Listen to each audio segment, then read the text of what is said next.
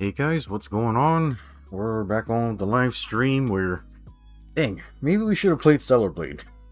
Wait, we can't because my hand is busted.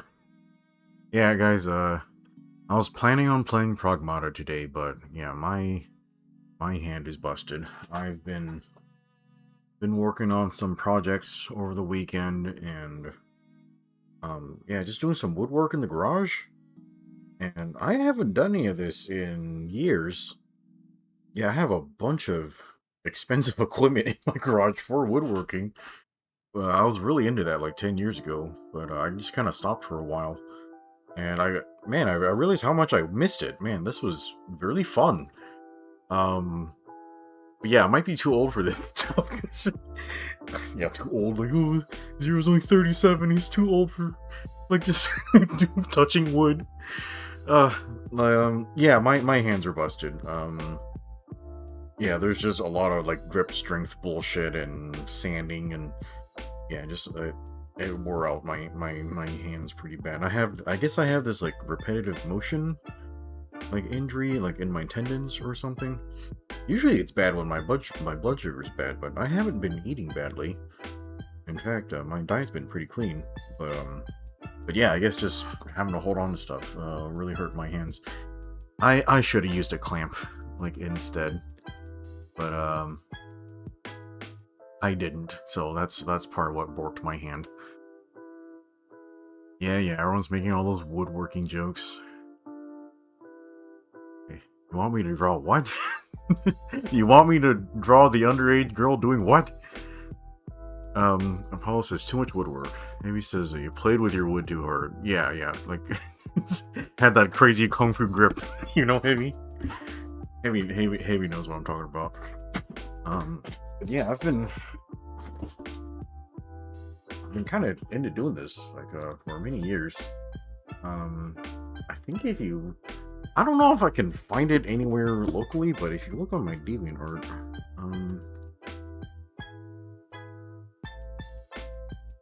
maybe you can find it. Oh, here, this one is my best one. I made this one too. This one's just dog shit. Oh yeah, I made this one. Yeah, I made this keyblade for my youngest sister. Yeah, so this is all one piece of wood, and if you look at it carefully, it has like a lot of thickness to it. So the dumbass way I made this was I bought this incredibly thick board and I just ground it down. Like basically like a sculptor. And it took like months because I didn't have the proper tools to do this. I just did it all with a Dremel and like a fucking like wood rasp or some shit. It was horrible. Why did I think this was a good idea? It took so long. I burned out so many motors. Holy fuck, this thing was hard to make. Because, chat, this thing is made out of pecan wood. A pecan is an impact grade wood. So this it looks like a prop sword, but it can literally be used because it's made of pecan wood. It can be made for full contact sparring.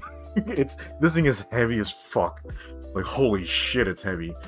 But yeah, this is probably one of my coolest pieces. I don't know if I have any of these photos online, but normally I make Vulcan.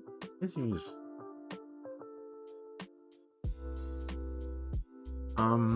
Yeah, Vulcan are they're Japanese, obviously. I guess I'm a fucking weeb, but yeah, they're wooden practice swords, and you know, lots of schools use them for just kata, like just practicing your swings and forms and shit like that. But you're supposed to be able to use them for full contact sparring. So yeah, that's why I'm kind of into them. Oh, he's got a wrap on his. Where was that one? The fuck did it go? Oh my god. Oh fuck me, I don't remember these translations. I think the Japanese really like using white oak. Probably this one here. Yeah, I can't remember all the wood names, but yeah, I really like making these. I guess there's just something about being a man where you just fucking love swords. You just pick one up and it's just like part of your body. You know what I mean? Oh man, yeah, I'm just really into this stuff. Yeah, it's kind of my dream to make a sword using purple heart. Um,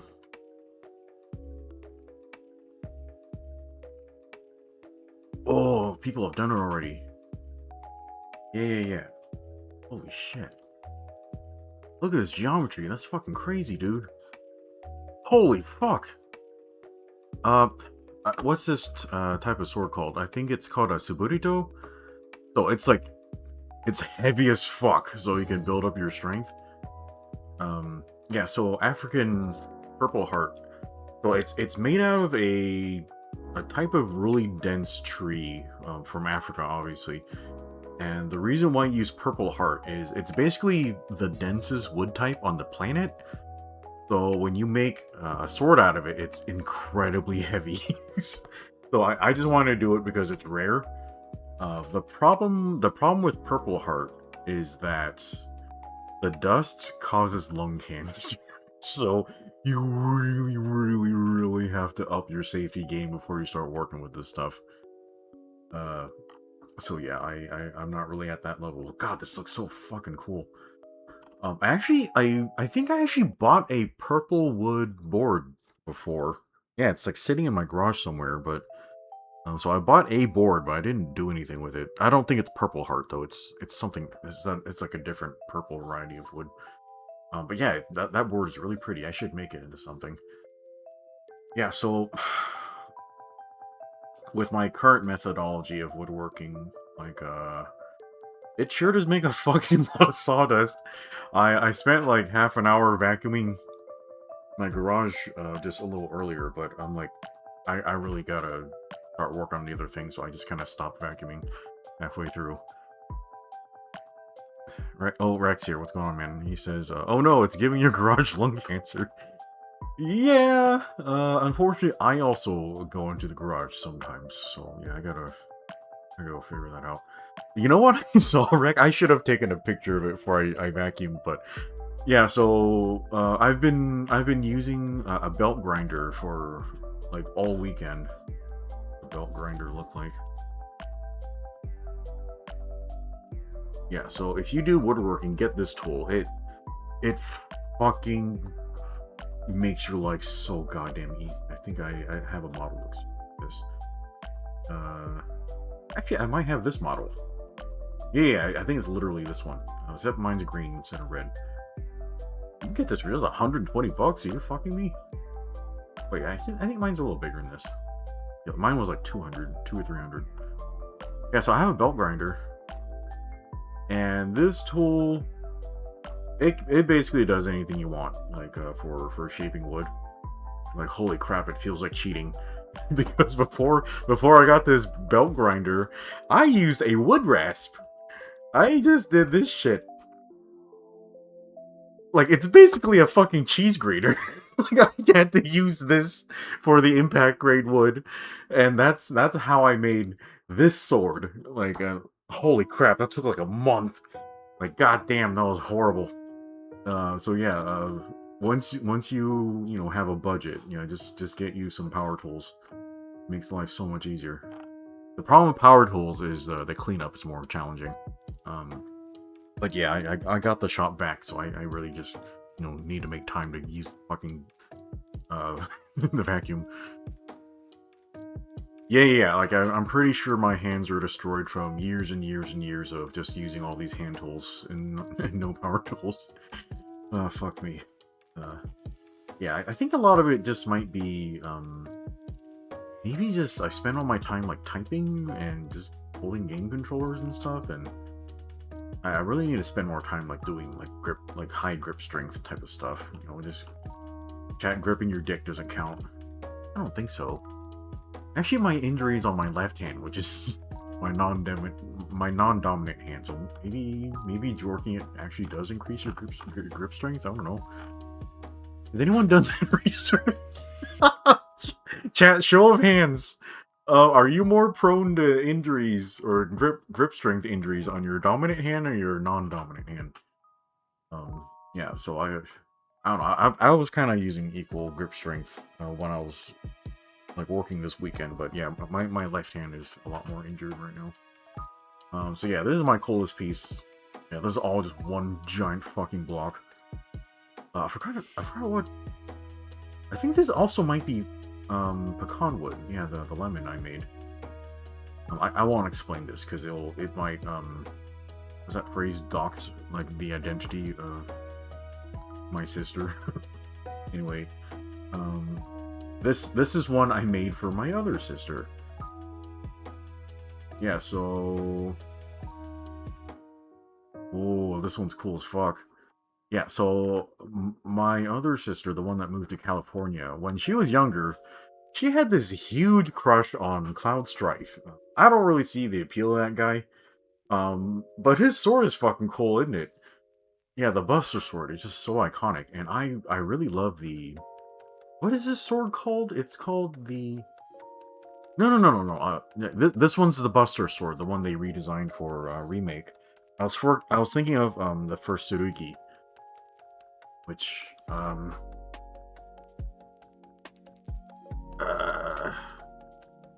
fucking goddamn it. Sorry, chat. I didn't mean to turn this to a sword stream, but don't we all fucking love swords here? Yeah, the first Tsurugi is Cloud's sword from Advent Children. This thing's crazy as fuck. Okay, this is all of them, right? Yeah, so my in all the swords for the first Tsurugi, my favorite one is this one, the one that forms the front edge. Oh, that one's so fucking cool. God, I Advent Children is so fucking annoying, but just all the sword porn in that movie is fucking crazy. I need to go rewatch that. I can't stand those characters, but yeah, the actions are the action scenes are pretty cool, and yeah, this sword is fucking badass. He had to design a whole ass motorcycle. He's just sheathe the fucking swords into. Isn't that crazy? Okay, Apollo says he's had no real major hand injuries yet. Apollo, that just means you're not jorking it hard enough. Apollo says, oh, that one's like 10 plus swords in one. Yeah, it's like 7 of them. Yeah, so it has... Let's see. Yeah, this is the main spine. This one's the front edge. I think these two form the back. And then these two, they're just like on the side to make it heavier. Is there a diagram? Yeah. Maybe I should do this so you guys can fucking see what I'm talking about. Yeah, man. It's cool as fuck. Yeah, my favorite fucking scene in that movie is yeah, in the final duel of Sephiroth. Yeah, Sephiroth just like cleaves this skyscraper in half, and the whole shit's just falling down on their heads.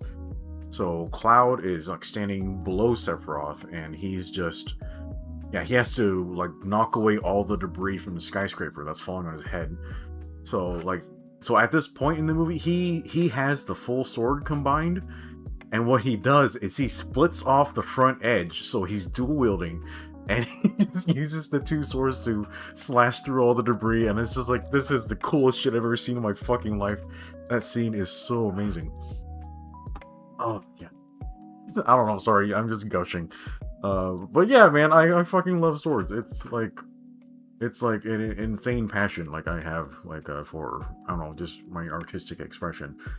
I love swords so much that, that fucking Gundam Wing fan book I've been working on for, like, 6 years now, I actually renamed it to, the subtitle is, no, it's Gundam Wing the Sword, like, that's how I renamed it.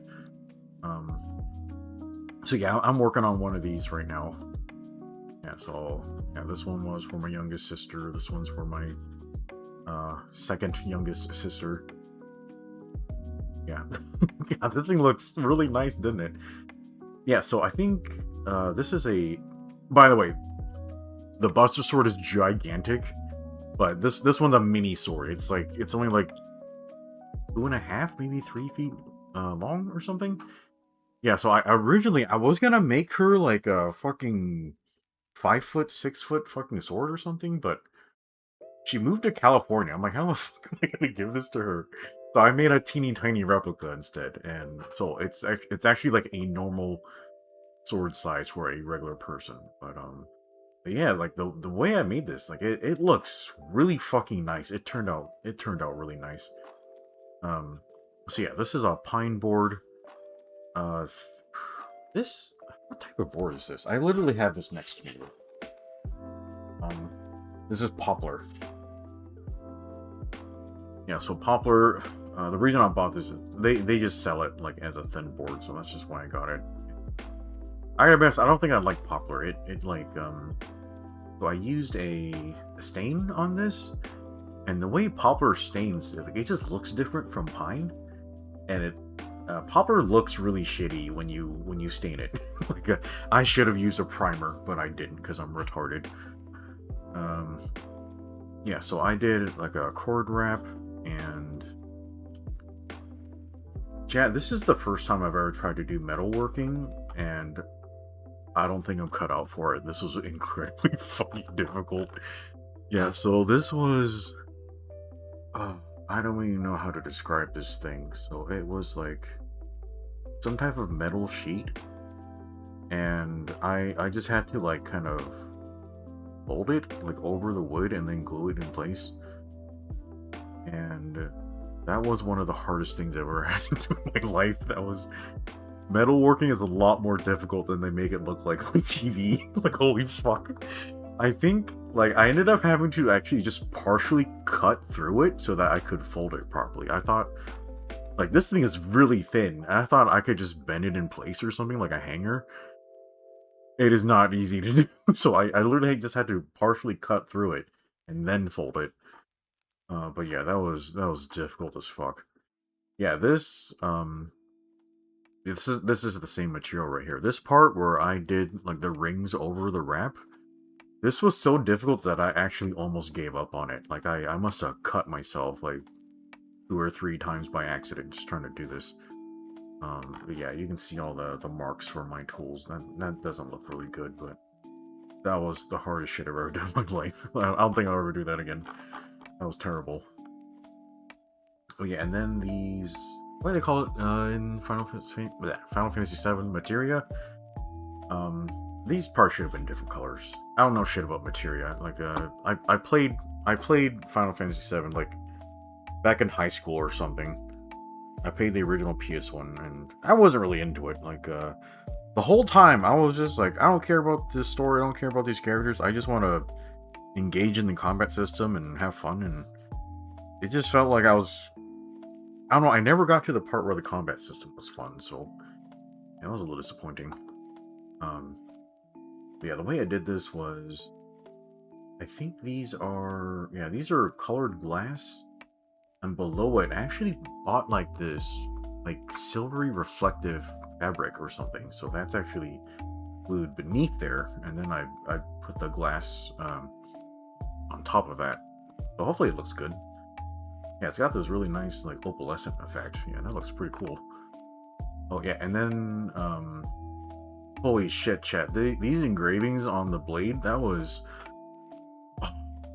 so fucking frustrating and difficult to do. So I actually had to, I think I drew these on paper first, and I had to duplicate it because, there's engravings on both sides. So I drew it on paper first, and then I basically treated that as a stencil and put that on the wood board. And then I chiseled these out. And then the reason why they stand out so much is I think I used a black stain to actually darken these, so that's why the lines stand out so much. Heavy says, I feel like you could have made the blade whiter, or at least the picture makes it look thinner. Yeah, I guess I could have. I think I just used like a standard width board or something. I think this is probably like 4 inches across. Yeah, so I don't know. I wasn't really trying to make the proportions accurate.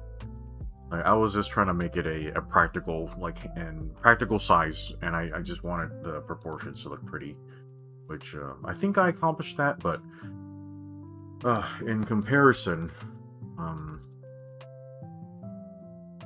ow, sorry, yeah, my hand still hurts. So yeah, it's hard to type. Yeah, so in comparison, the proportions on the actual Buster Sword are pretty different. Yeah, this.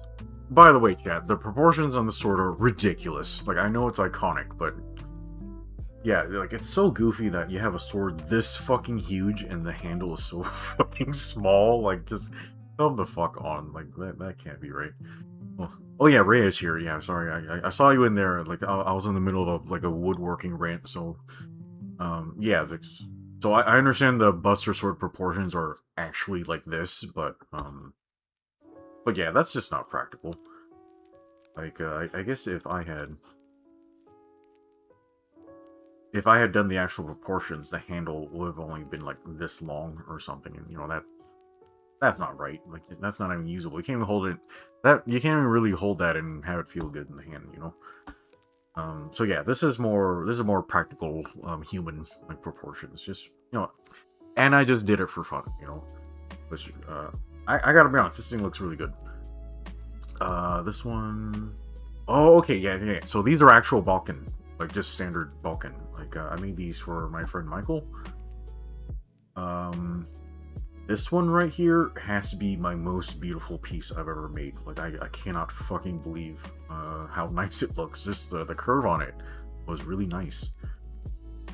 So these are both short swords, and they're a little broader than normal. This one right here this one's a little fucked up because my friend Michael, he's a bit of a rough guy, like in his youth. Like yeah, lot of his community has a lot of violence like in it, and he was good at it. So let's put it that way. So yeah, he actually prefers shorter weapons. So I made this one super special for him. So normally on a Vulcan, is there a picture that will show this?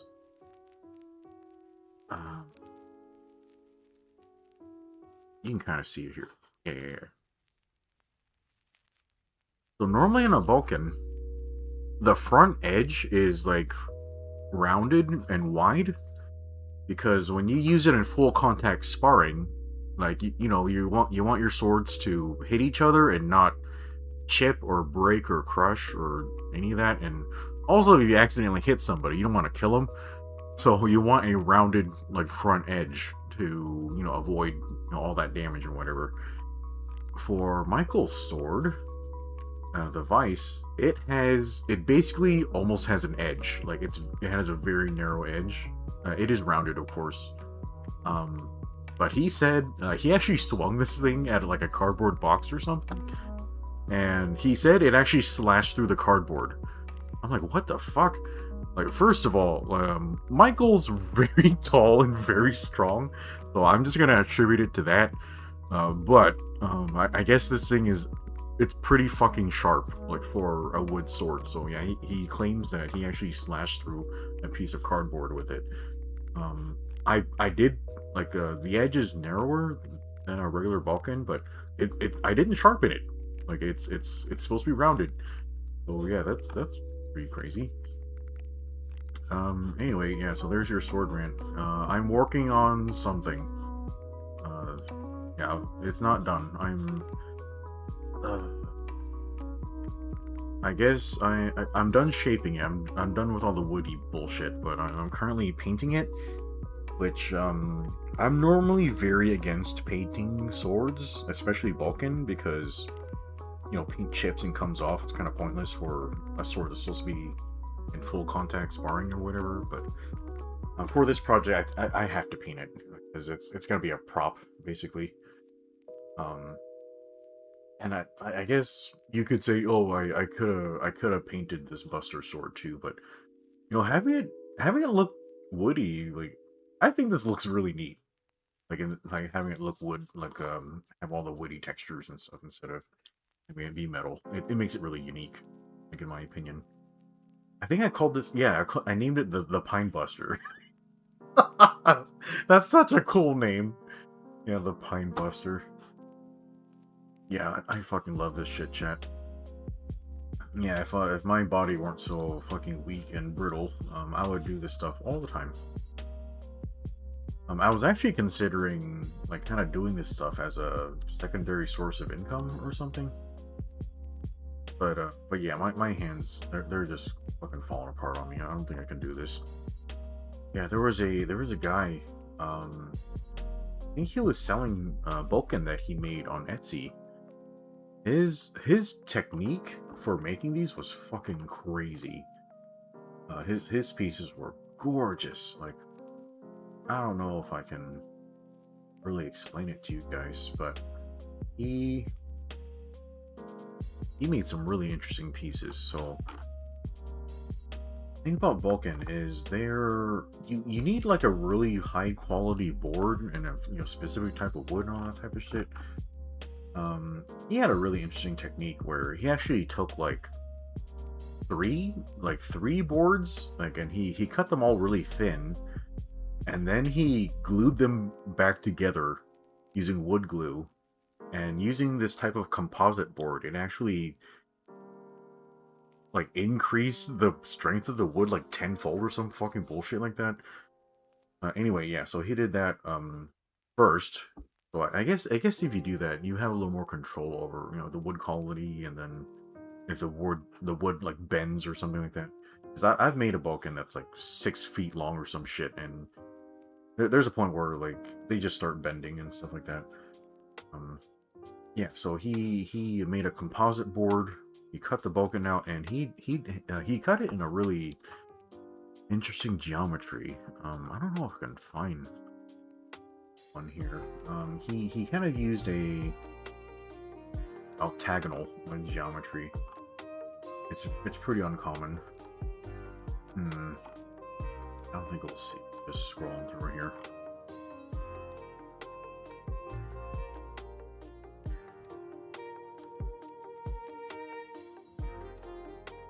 Oh, this one has an interesting handle shape. It is very square.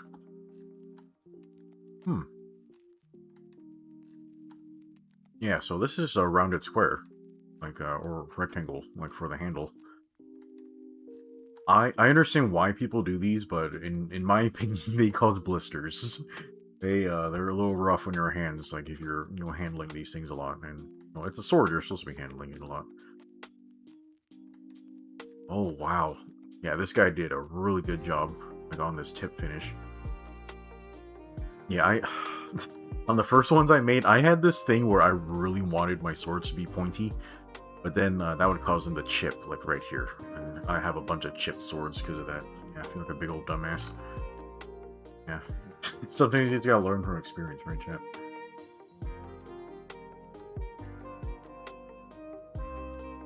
Yeah, I really miss this stuff. I'm sorry, did you guys just hear my speakers pop? Oh yeah, this one. Yeah. The guy I was talking about, he did his swords in this geometry, where it has like a flat face right here, and then an angle for the back edge, and then the front edge. Yeah, what a beautiful geometry. I think if I like took this up again seriously, I would probably make them in that type of geometry. That seems like it'd be more. Yeah, you'd actually end up doing yeah, this is actually less work, like on my power tools and stuff. Anyway, yeah, so that's what I was doing this weekend. God, my hands fucking hurt so bad right now. I could barely type like when I was logged into work today. God damn it!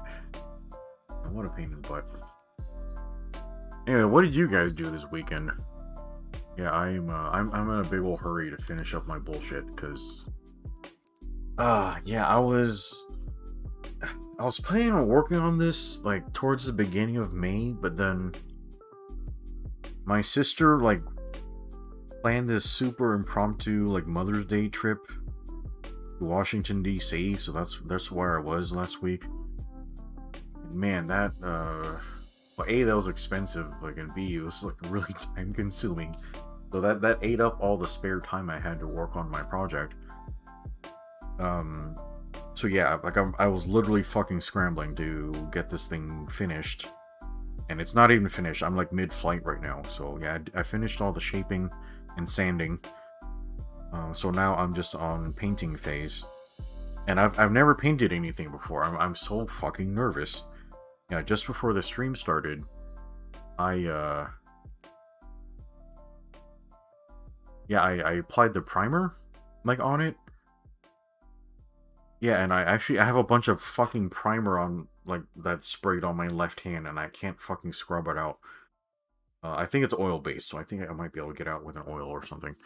So I have a shit ton of primer on my hand right now. I need to finish washing it off after the stream. Uh, um, Ray says he's not up to much. His mother's health is declining, so he's delaying his moving. Oh man, I'm really sorry to hear that. Wow, you were setting up so much stuff for the move too. Like, didn't you already sell your apartment, Raya? Are you gonna have to back out of that? That's really crazy. Yeah, I'm sorry she's not feeling well. But yeah, it sounds like, yeah, she's getting up in years. Like, my family's like that too. Yeah, but hopefully, you know, things go well. Like, I don't know if it's one of those things where people get better, but yeah, actually, what was the plan with that? So I know you and your wife wanted to move out to the country. Like, was your mother gonna stay in the city where she was, or was she gonna go with you? Would it be hard for her to live out there? Rex says, oh yeah, Mother's Day. He did that the week before it. Went to Red Lobster for all-you-can-eat shrimp. I thought they stopped selling that because it financially ruined them. Yeah, speaking of Red Lobster, yeah, we went to Washington, D.C., and that place, it's got a shit ton of seafood. Yeah, we went to the river. There's an area by the river called the Wharf. I guess I can just fucking show you guys. Ow! My fucking hand, god damn it. They spelled it weird. Wharf. Okay, these photos are completely overselling. It does not look this nice. Like, what the fuck? Yeah, so I went to the wharf. These photos are really overplaying it. This one's probably more accurate. Oh yeah, we were standing like right here or something. Anyway, yeah, so we went to the wharf.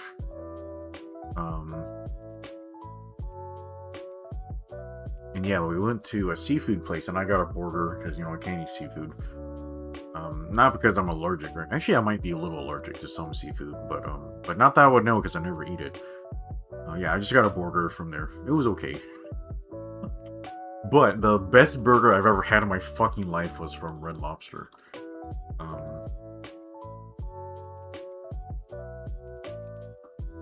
They have steak there? Yeah, the last... when was I there last? It might have been like 20 years ago or some bullshit like that. They still have the burger on the menu? Yeah, so the burger I had was some type of like Tex-Mex like Chipotle burger or some shit. But yeah, that was the most delicious burger I've ever had in my life. I'll probably never be able to have it again.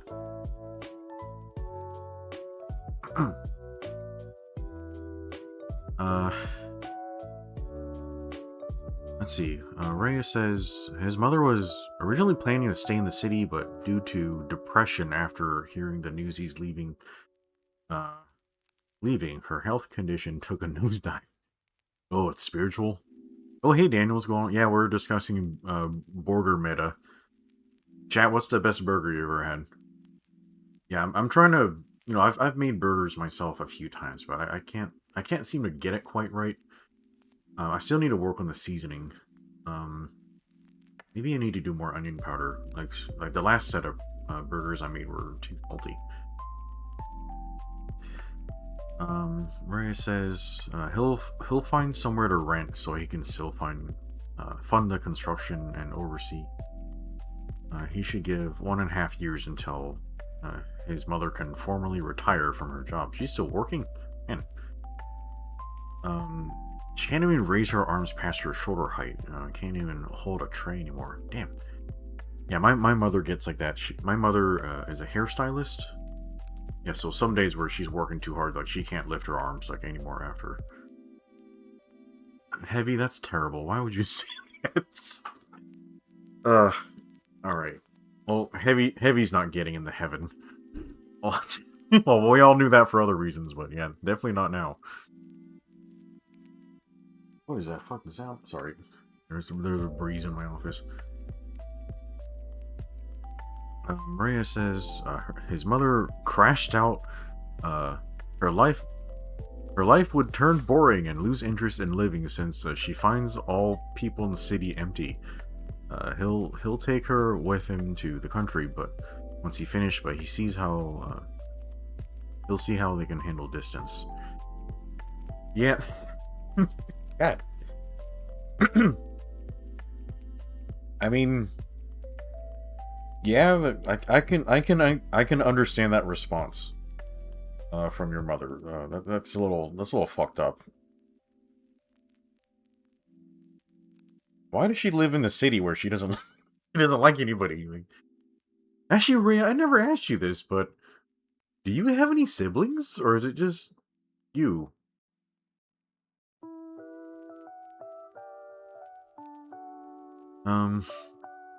Apollo says the best burger he's ever had was at a random restaurant when he went to Florida as a teenager. You've been to Burgerland?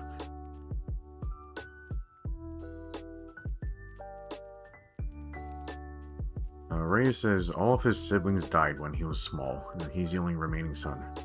God damn, bro. I didn't know that. That sounds really terrible. I don't know why I laugh. I guess it's just a reflex. I am a fucking clown. You guys realize that, right? Yeah, laughing is my reflex to everything. Yeah, man, that's really terrible. I'm sorry to hear that. Yeah, I guess, yeah, my mother's family was kind of the same way. Like, yeah, Grandpa had, like, 12 kids, and, like, only half of them survived. Yeah, Vietnam was fucking brutal, dude. Like, there's a bunch of famines and disease and accidents and stuff. Ray says, as for the issue is, his mother started as a teacher, and teaching there forces you to serve 35 years or your entire contribution gets voided. What the fuck? Oh, that's terrible. Yeah, I mean, well, shit. I mean, given that, like, maybe we all should have planned, like, the move to line up with her retirement, but maybe that was kind of what you were doing to begin with? I don't know, it's not like you explained the plan to me in detail. Why do you owe us an explanation? Like, but yeah, yeah, that all sounds really complicated. I really hope your mother recovers at least to where, you know, she's not suffering and, like, she can just kind of hang out and enjoy herself. Gosh, she's still fucking working like that? Yeah, my parents haven't retired either. I gotta be honest, I really want them to. I don't think we can afford it, though. Yeah, my dad, he's essentially retired, but he still goes to work every day. He sold his salon. Fuck me, this is a complicated story. Yeah, so my parents opened a salon together the year after I was born. And they worked together, made a shit ton of fucking money. Mostly because my mother is really good at her job. They get divorced, and my mother, in spite of her amazing work ethic, is an incredibly spiteful person. And I know this because, well, A, I grew up with her, and B, it's genetic, so I am also a very spiteful person. So in the divorce, she's like, yeah, fuck you, Zero's dad. I'm just gonna give you everything, including all of the debt. So she gives the salon to my father and fucks off somewhere else to open a different salon. Yeah, and then I don't need to I don't need to tread too much of this story, but so yeah, my mom like kind of hops around opening different businesses and starting her own salons and stuff. A lot of them do pretty okay. And then like 3 years ago, my sister gets married and decides to have the world's most expensive destination wedding to Costa Rica. And then because of the expense, my mother... Fuck. Sorry, my hand is fucking busted right now. So because of the expense of this fucking destination wedding, my mother sells her salon, the one that she opened and was running successfully. So she sells the salon, thinking like hey, I'll ease into retirement. Like I'm just gonna hand it off to this new owner, and they'll let me work there. Yeah, so she sells the salon to cover the wedding expenses. The new owner turns out to be a complete fucking bag of shit, and my mom like rage quits working there.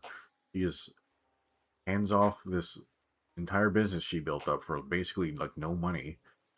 I don't know why people sell their salons for so little money. Like, I would never fucking sell my business for that little money. Anyway, yeah, so suddenly my mom like unemploys herself. And she's freaking the fuck out, like, how do I make money? And she goes around. She finds a different salon and works there. Not as the owner. She's just an employee there, and she fucking hates it because she's always in conflict with the owners, and she doesn't get as many customers, and she's got no creative control. You know, she's a lot like me, or I'm a lot like her. Like we're very stubborn people who really need control of our environment. Like, you know what I mean? So like she needs to be the owner. You know, she just butts heads like with everybody. So eventually she talks to Dad, who still has the original salon. She's like, "Can I buy it back from you?" And we're like, "Mom, please, please, please don't. Like, this is gonna cause so much drama and headache, and you guys are gonna stab each other and all that type of shit." But eventually, my dad gets so fucked up. Like, my dad he's had so many health issues lately. He had that accident with a chainsaw. It almost cut off his left arm. He never really recovered from that chainsaw injury because they fucked up the surgery. How does the fuck does this man cut hair with his hand all fucking destroyed? I don't understand him. Yeah, so he has like the chainsaw injury, and then he has a stroke. Yeah, he had that stroke last year. So yeah, he's hobbling around. Yeah, and then a few weeks ago he gets in this car accident. Oh my fucking god, his leg still hurts. They never x-rayed his leg. The doctors are fucking retarded. Anyway, yeah, so Dad's just fucked up. And so Mom's like, "Yeah, I know we're divorced and shit, but I'll buy the salon back from you." And we're like, "Please, please, please, please don't do this." And despite like all four of the children saying, "Mom, please don't buy this," she buys Dad's salon. He agrees to it. And they've been working together for like last year. They didn't talk to each other for like 20 years. And the last time they did, they almost killed each other with knives. Like, you know what's fucking weird? Like, I think they're friends now. They refuse to admit it, but I think they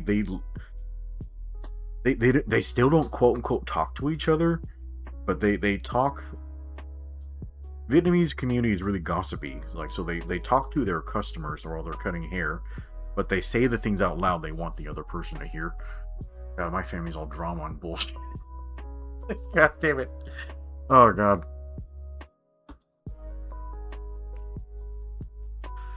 Oh, alright, what's the chat saying? Anyway, yeah, my parents are old as fuck. My dad, like, he still shows up to work, like, at the salon to like cut hair and stuff, but yeah, his body, he's just all destroyed. He basically shows up, like, cuts the hair for customer a day and then goes home. I'm like, bro, at this rate, you should just retire. Like, you're not making any money.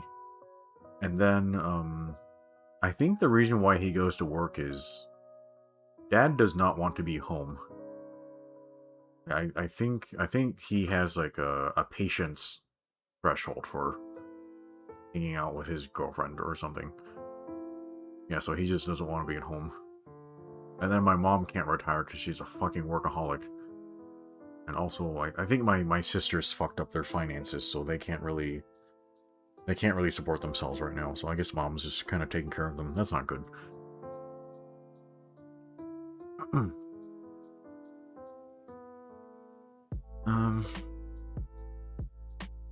Okay, Ray explains, originally he was planning to give caretakers and pay them well, but this is due to stress and emotional damage. That would be seen as neglect, so he can't leave her.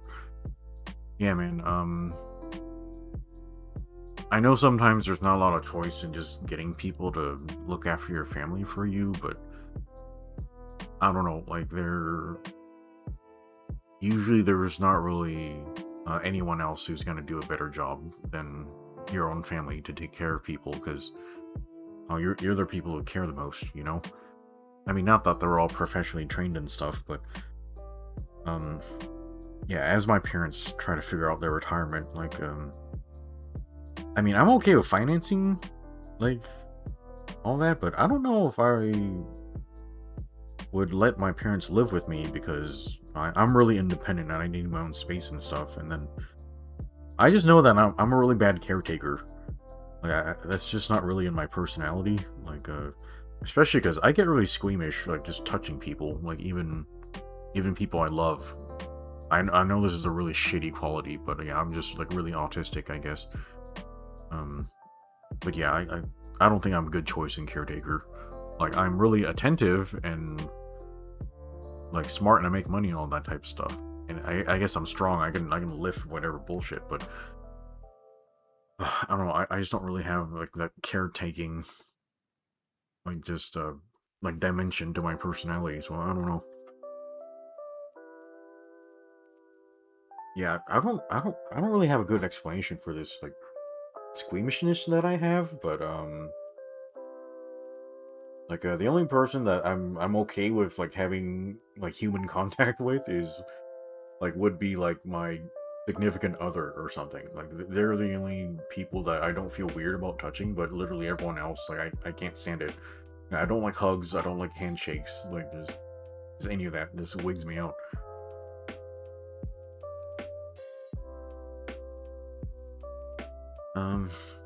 Or he says, well, don't worry with the money he's saving. Besides, he'll go check in on long trips every 3 weeks, check construction progress, and need a good foreman.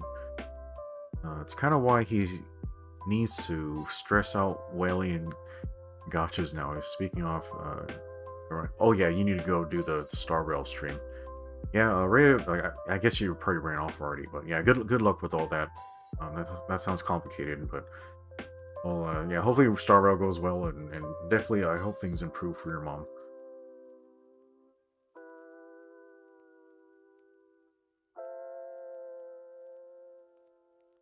Well, earlier Rex said Buffalo Wild Wings has some great burgers, but damn, they're so greasy. Didn't post it in time allotted. Oh no, that's fine. Yeah, we have no like time pressure here. Buffalo Wild Wings? You go there and don't get wings? That's really confusing to me, bro. But yeah, I've never tried their burgers. Maybe I'll do that sometime.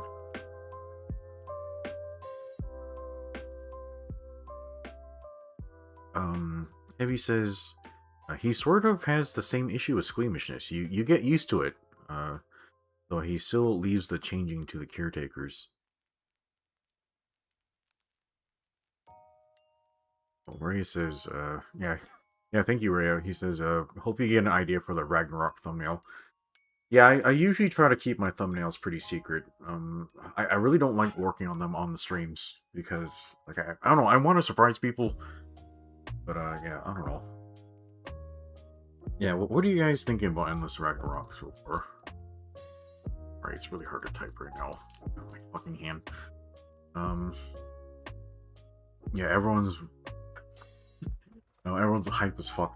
I wanted to make a video about the last update, but yeah, I needed to do this other thing like instead. Everyone has been begging them to sell skins, but I don't think they're gonna do it. I love gold. Yeah, everyone's so excited for Magliel. Nobody gives a shit about uses. God. Do you guys know I still play this every day?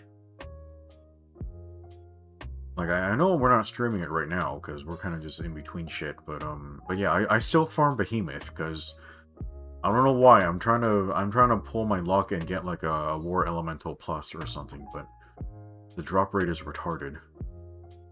By the way, I got another super rare sigil, but it's like, it's rare but not useful.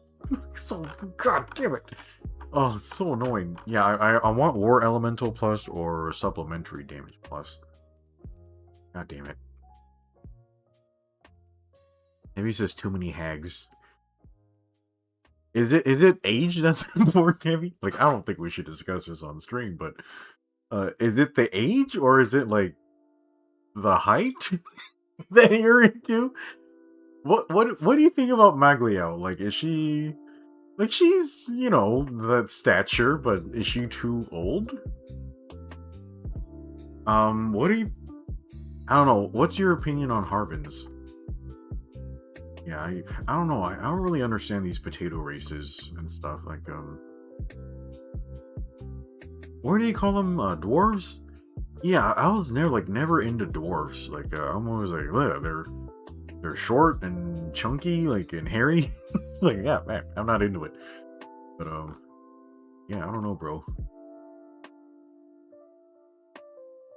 Yeah, dude. Yeah, so they announced 2 new characters. Holy fuck. Yeah, I've never even had a close look at her. Jesus Christ, they're leaning really hard into the goon stuff. Yeah, so they had her and Fro and Frau? Like Frau Bo? Yeah, Frau and Fediel. She's one of the dragons, I think. Yeah, they're not being shy, like, about, yeah, they want all the money. And they're totally okay with just laying it out there. Yeah, we want our characters to be attractive, so I'm cool with it. Maybe he says, Magliel's okay. She's probably the one he's most interested in. Yeah, I guess everyone else is too old. Yeah, I don't know Fediel's gameplay style, but I think Frau. I don't know how to fucking pronounce this, but I think she's like a martial arts character. So no, I love Kung Fu. So why the fuck not? I'll probably play Frau, which is good because I was worried that I was gonna have to play B, like Beatrix, because you know you need a new waifu character for the new game. But I don't think I like Beatrix's gameplay.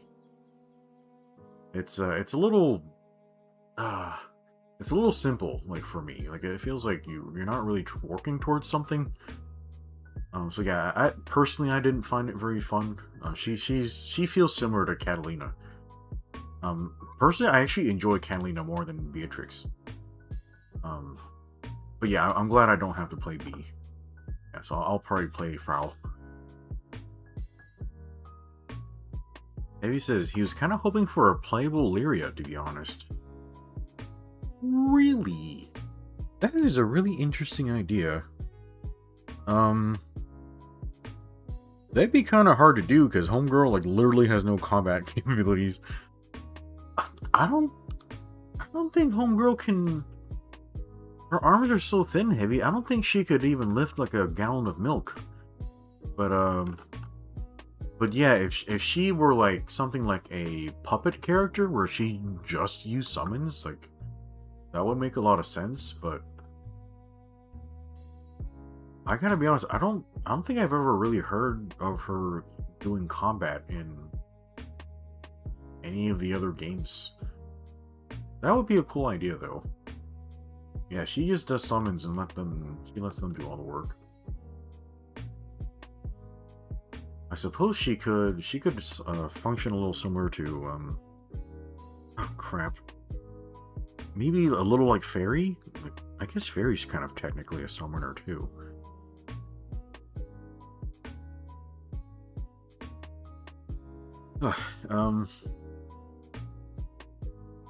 Yeah, we played Io earlier on the Ragnarok beta.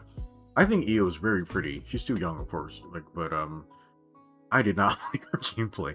That's why I normally don't like playing casters in video games. It's kind of just you just stand there and hold a button or something. I don't know how you actually make that fun.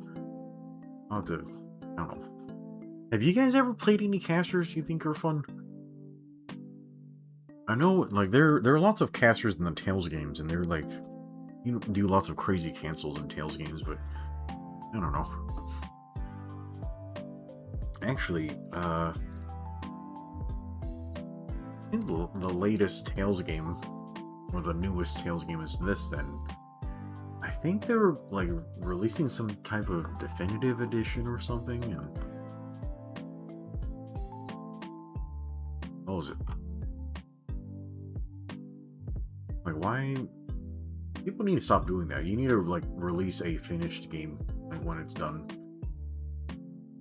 Oh yeah, this one. I know Satanta played this, and he shit all... like, I was really hoping this would be good, but when I watched all the trailers, I'm just like... I don't know, bro. Something looks off about it. Oh, Satanta's actually here. He says he was promised bad bitches and fried chicken, and he's missing the chicken. There's bad bitches here. And he also says, God, he still wish he could get a refund on Tales of Arise. Actually, since you're here, can you explain to us what was bad about it?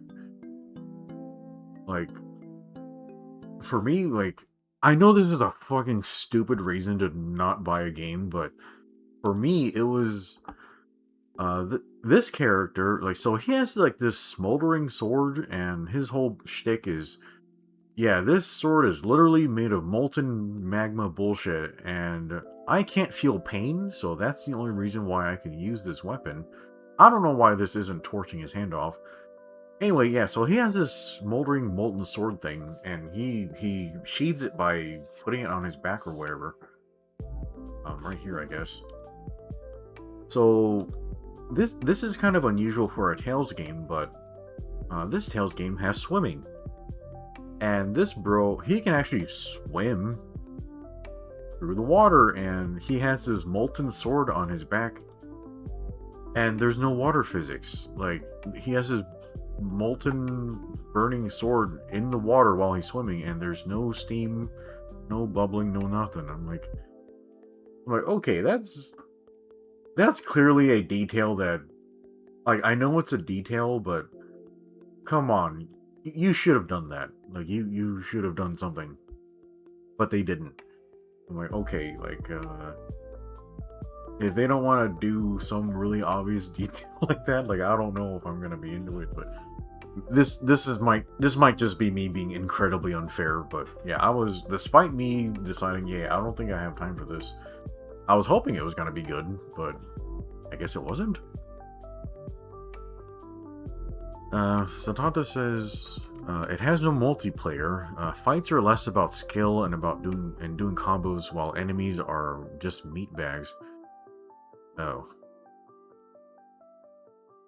Yeah, that's kind of something about RPGs that's been bothering me a little bit. Like, just enemies are just spongy as fuck lately. Yeah, that's one of the reasons why I was worried about Final Fantasy 16.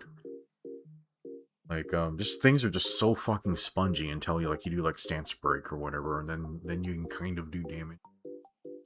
That's also another reason why I didn't want to. What was the other fucking bullshit? I can't think of it, but yeah, there's other RPGs like that where you just can't do damage till you reach Xenoblade. Yeah, Xenoblade 2, it's like, goddamn things live a long time, and then just, I don't know, it just seems like too much work. Sonata explains, It is really shallow, especially when compared to prior Tales games, except Zesty, but Zesty wasn't good either. Damn. Zestiria, wasn't that, that one looked kind of weird. Like,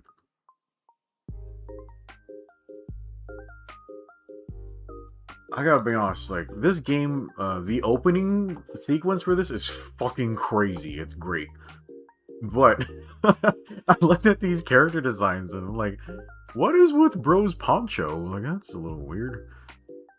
Yeah, so I really like the opening sequence for this, game, but I'm like, I don't know, I don't think I'm really into these characters, so I really don't know anything about Zestiria. I just know that this setting, it's actually like it's the same as Berseria, and this is the one I wanted to play. I actually installed this on my Steam. So yeah, I know those two games share the same universe or something, but I don't know if I'm gonna be missing out a lot on this one when I play it eventually. Yeah, this game, it actually just received a remake, and I heard the remake was going to be dog shit, so I went out and bought the original version on Steam. So that's what I have. Honda says Berseria is one of the best in the series. That's good to hear, because I'm really looking forward to it. I literally know nothing about Velvet, but I fucking am in love with this bitch. She looks so cool. Yeah, I think she's actually the first female main protagonist for a Tales game. Which, you know, they kind of try to do it halfsies with Mila before, and oh fuck, what is the game called that Mila's from? God damn it, I can't remember the title of that game. Oh god, yeah, I don't know, my memory's destroyed. I'm too old, chat. Anyway, yeah, so the other Tales game that I played, it had two main protagonists, or you just... Tales of Xillia, yeah. That's why I can't remember, because Xillia is a fucking made-up word. Yeah, so, I don't know, I like Tales of Xillia, I don't know why people shit on it so much. It was good, but it didn't, like, blow my mind or anything. But yeah, it actually had two protagonists, and you could play from each of their perspectives. I think the reason why people shit on Tales of Xillia so much was, well, A, the environments were a little empty and boring, but yeah, like the maps were a little dry. I think the reason why people shit on it so much is because I think almost everyone played Jude, like for their only playthrough. And I gotta be honest, playing Jude is fun as fuck. You know, he's a monk, like martial arts character. He's very fun. Yeah, so I think everyone just played Jude, and they're like, wow, this story is really meh. Like, Jude wasn't any type of leader or main character or whatever, and I'm like, wow, because the reason why Jude is not the super heroic main character is because he's actually not the main character of the story. Mila, she's actually the main character of the story. You should have played her first, but they didn't. So they were like, everyone just had like main character expectations on Jude, but he's not the main character. Like, it's actually Mila. So I don't know, everyone's just being dumb. Yeah, so I don't know, I liked it fine.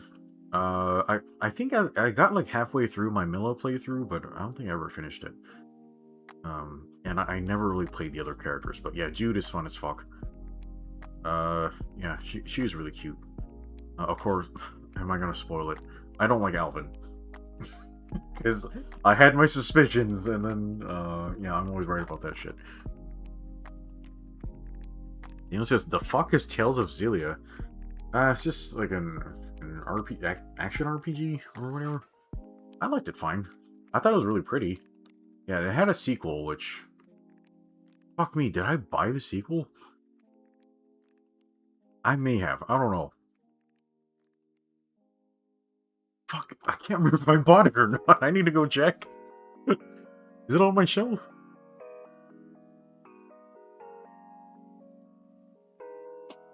Heavy says, On Tales of Arise, the guy with the molten sword, it should singe off the back of his clothes while he has it on his back. Yeah, like, I don't know, like, bro wasn't wearing a lot of armor, so maybe it's just fireproof or something.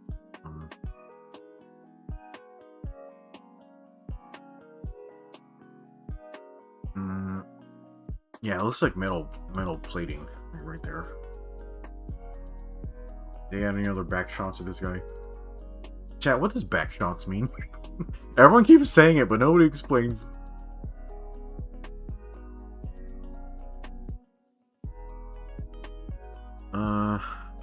Yeah, that should be burning his scarf or something. Or it should be burning this child. But yeah, I'm pretty sure bro's wearing full plate.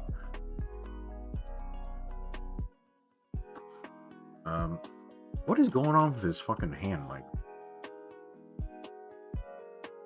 No, he's got gloves. I know a glove wouldn't protect you from that shit. That would still be burning you to a fucking crisp. Daniel says he's playing Valkyrie Profile right now. I really love that game. I just button mash the whole shit. Oh god. I love Valkyrie Profile. Here. Oh, I fucking person type. Jesus Christ. I had the worst fucking crush on Lenneth. She's so beautiful. Holy shit. That hip to waist ratio is crazy. I need to go save this. She's so gorgeous. Oh my god. This has got to be one of my favorite pieces of art in all of just video game, just everything. Yeah, I love this piece. It's so gorgeous. Yeah, so I really like Valkyrie Profile. I was really fucking stressed out while I was playing Valkyrie Profile because the whole thing of this game is that so the end of the world Ragnarok is coming, so you're working on this clock. Like the whole game, the clock is just counting down, and you gotta go find heroic spirits to join you in the final battle. So I was so stressed out because in RPGs, I really like to just take my time and just overpower level everybody. And you can't really do that in Valkyrie Profile because there's a time limit. Yeah, so that wigged me out. But yeah, I really like this game. It's super gorgeous. Yeah, I still listen to the soundtrack sometimes. Daniel says, "You know what backshots means?" Actually, I'm not really clear on it. Like, does a backshot mean like it's just?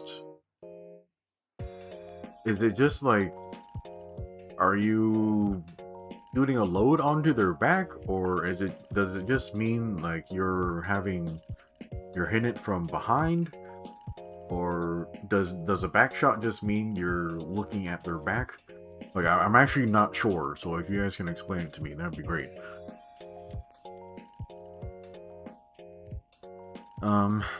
Tanta says, in Arise, I think he means Arise, by the end of the game, they take away his armor and the endgame costume and just doesn't compare, especially when the mask is gone. Yeah, that's too bad. Daniel says Len's got it going on. Yeah, Lenneth is fucking gorgeous. Yeah, Lenneth, there's like 3 sisters. There's 3 Valkyries. Can't remember all of their names. Yeah, Lenneth, like, she's got this long silver hair. Like, holy crap. Like, she's so beautiful. I can't remember the names of the other Valkyries.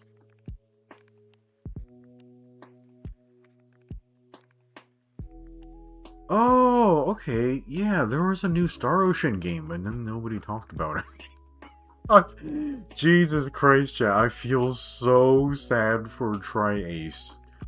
Like, holy fuck, they got no goddamn funding at all. They just, holy shit. Yeah, here we go. Yeah, this is one of the new renders. Yeah, I think she's the prettiest, like, holy shit. I still love dark-haired women. Is she technically a goth GF? And then I really know nothing about this Valkyrie right here. God. Yeah, I love Valkyrie Profile. It was very fun. I just button mashed my whole shit. I can't remember what's that kid's name? He's actually Lennon's boyfriend, like before she died. Yeah, the kid in the red armor. Yeah, I added him to my party, and his special attack, round rip saber, like the voice delivery on that is just burned into my soul. Like, it's such a fucking cool delivery, such a cool attack. I love this game so much. I'm really bad at it, but yeah, I do like it a lot. Yeah, the animations are so nice. I also bought this one. I got like, I was maybe like 20 or 30 hours into Valkyrie Profile 2, and then my PlayStation died and I lost the memory. I'm so I'm so pissed. It's fucking brutal. Like, this game was it was one of the very last games that was released on the PlayStation 2, and you would not fucking believe how beautiful this game is. Like, just the art direction and the graphics fidelity is fucking crazy for a PlayStation 2. I swear to God, it looks better than a lot of PS4 games.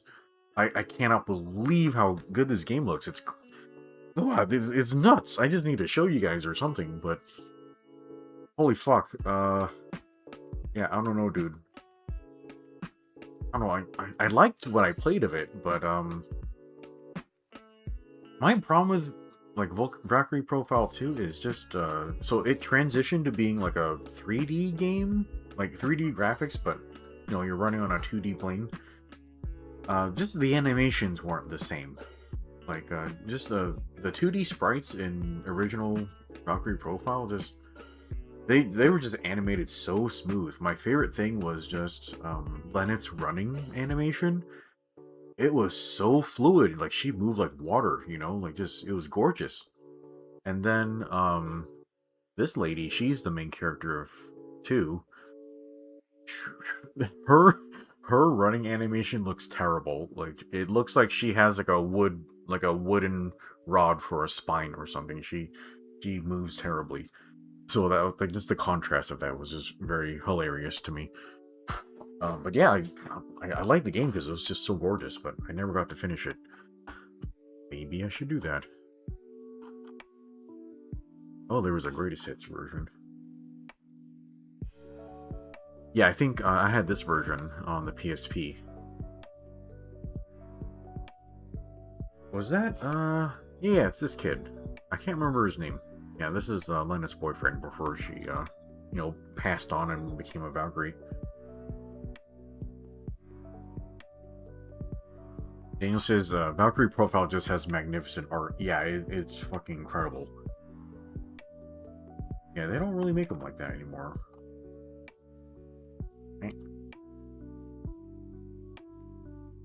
Oh, yeah.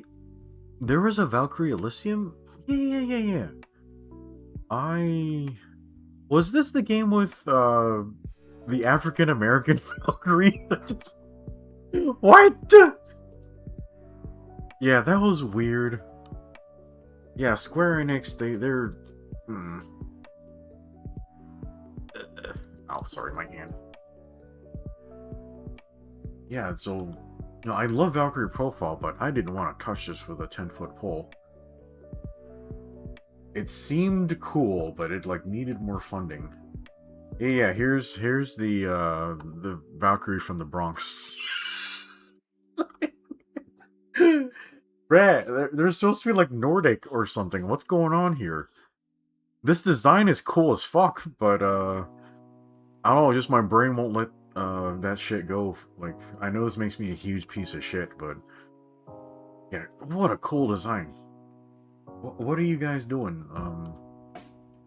Yeah, Square Enix is just up to some shit. Did you guys hear? I think Square Enix just laid off a shit ton of people. Because a few months ago, that shareholder report came out where they were like, Hey, so we actually looked at the numbers and the reception and stuff, and it seems like, yeah, you guys are wasting a shit ton of money and everyone's incredibly unhappy with you.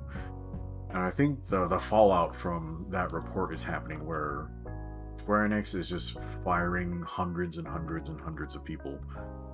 Um, mostly they're Western devs. So hopefully they move headquarters back to Japan.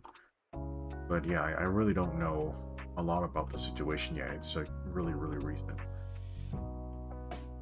And the game looks cool. I literally know no one who's ever played this. Satanda says, they said Elysium didn't feel like a Valkyrie game. Yeah, that's too bad, because it looked like it had some cool ideas. And you know, I love me some Valkyrie profile, but you know, having the feeling is important.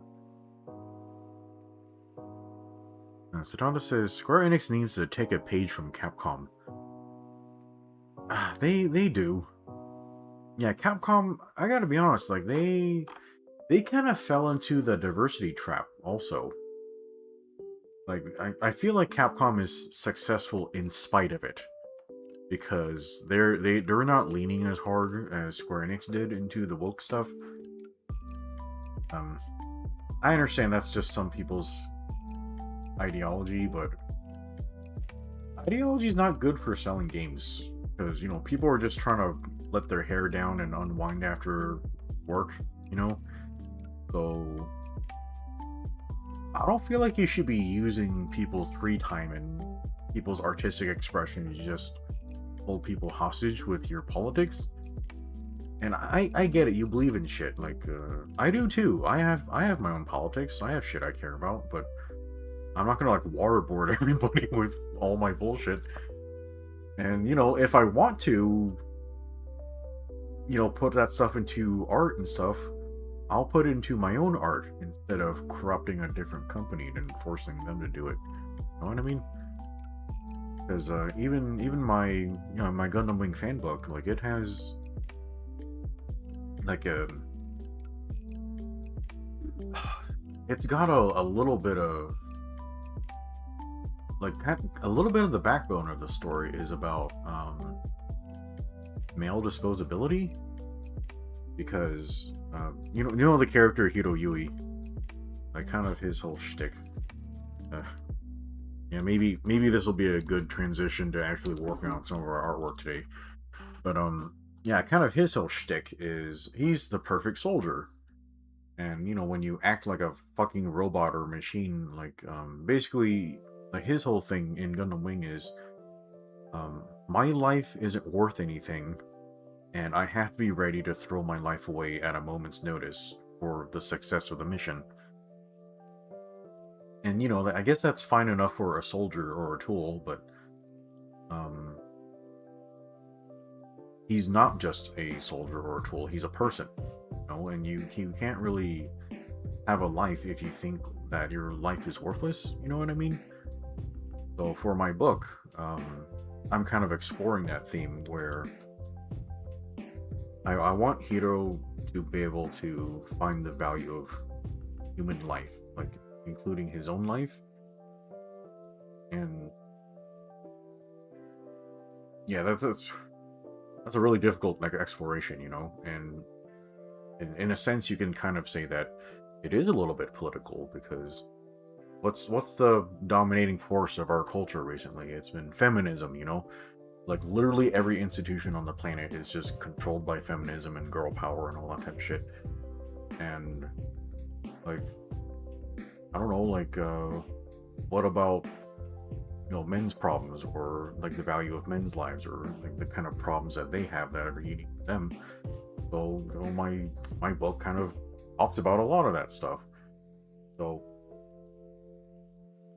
yeah, and yeah, this is actually a problem that's unique to male characters and men and men's experience of living in life, because you know things are that there are things expected of us that aren't expected of women. Like yeah, men are expected to throw their lives away to protect everyone else, And you know, a lot of times they have to do it. Like just even on like just a week ago, like on my trip to DC. Uh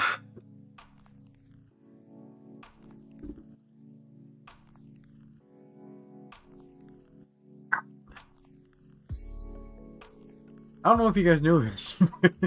DC is not a really nice neighborhood. Like half of it, so half of DC is really rich and full of gay people, and then the other half is just fucking crime-ridden bullshit and just people wandering around on drugs. There's rats. Oh yeah, I saw the biggest fucking rat I've ever seen in my fucking life. It was a rat the size of a football, and I watched it like jump onto a ledge. It cleared like 3 feet, like off the ground or something, and it looked like it wasn't even trying. Like, yeah, I saw a huge ass rat. Anyway, so we're staying in this neighborhood that is not very nice, like in our Airbnb. Oh yeah, rat. Yeah, I forgot to do it. So yeah, so we're staying in this neighborhood that's not really nice. And we're about to go out for the day, and I see my mom put this fat ring on her ring finger, this huge ass gemstone. Like, I'm like, God damn, like that's a big ass stone, Mom. And she's like, yeah, don't you like it? It's this type of stone, this and that. And I'm like, and I tell her, Mom, I don't think you should wear that while we're out because we're in DC and it's not safe here. And then immediately my older sister jumps in. She's like, well, if somebody attacks us, you have to protect us. And she's like, yeah, my wife wears her wedding ring, and it's huge, and she gets to show off her bling, and I'm just gonna be there to protect her. And I know, like, my older sister is, she's a lesbian, like she's a man, she's never been in a fight before. And so yeah, it's good you have all that bravado and you want to protect your family and shit, but she clearly does not understand the realities of combat. Like, every time you engage in a fight, you're risking death. This is why, like, and even if you don't die, you always risk injury. Like, even if you win the fight, you risk getting injured. Like, even if you knock the other guy out, you're gonna break your hand, you know, Hands aren't actually good weapons, chat. This is how fucked up my hand is just holding a piece of wood. Why do you think I carry a gun every day? So it's like just over some stupid bullshit, like, oh, I want to show off how nice my jewelry is. Oh yeah, so now Zero has to throw his life away so you can stroke your ego? It's like, and then even in this whole conversation, there is never a consideration for my safety or my well-being. All they care about is their ego. Like, that's what it's like to be a man. Like, you have this expectation to protect people, make sure they're happy, and all the meanwhile, they get to ignore reality. Yeah, who gives a shit about danger? Like, who gives a shit about combat? Yeah, and they don't even... Yeah, like... Yeah, and people, like, die all the time for this stupid bullshit, and they don't even... Like, they cry about it for 5 minutes, and then they forget you. Yeah, that's what it's like being a man. So... And yeah, like, it's a really annoying problem that nobody gives a shit about. But I care about it. So fuck it, I'm gonna write a book about it. So yeah, that's what I've been working on for like 25 years. Yeah, not that anyone gives a shit about what I care about, but I don't know, like, at least I'm not holding everyone else hostage. I'm just gonna do my own shit. And hopefully I can, like, handle it in a way where I can discuss the issues and make the thing entertaining at the same time. Like, I know it's a hard balance, but yeah, I'm gonna give it a shot. Anyway, this guy. Yeah, so you can kind of say he's kind of like the peak of the male ethos. I'm the ultimate form of combat and violence. But because I am that, I have to be willing to throw my life away.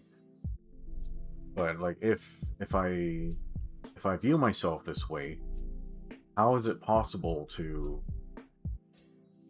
be part of a family or have people care about you? Like, don't you just distance yourself and say like, "Oh, don't worry about me. I'm just gonna die in 3 days," or like I only have like I don't even know how long I'm gonna live, or just any of that. Like that's these two things don't really they're not really congruent together. So yeah, a lot of the book is about like that type of struggle, and yeah, I don't know. There's just a lot of horseshit going on. Ugh. Yeah, there's a lot I need to work on like for the book.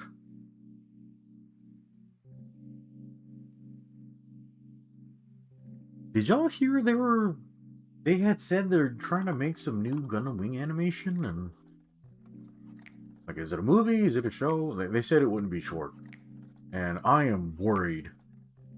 I am worried.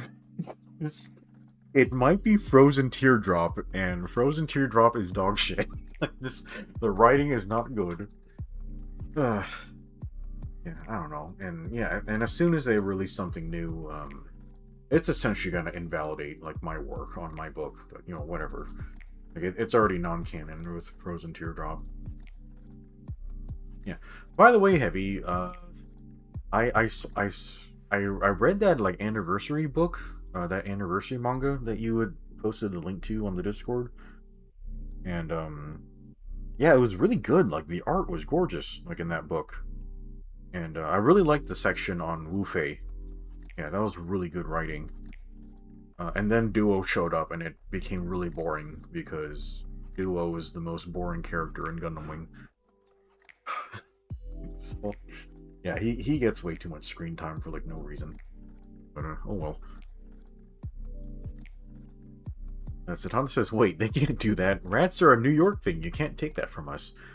Actually, Satanta, there are more rats in Washington D.C. than there are in New York. I'm not really sure why. I think it might be because the weather's warmer, or maybe they're just attracted to all the politicians there or something. Heavy says the Gundam Wing animation. They said it'll be something long, so it could be another movie or maybe Frozen Teardrop. I really hope it is not Frozen Teardrop. I love the artwork for Frozen Teardrop, but fuck me, the story is just low rent trash.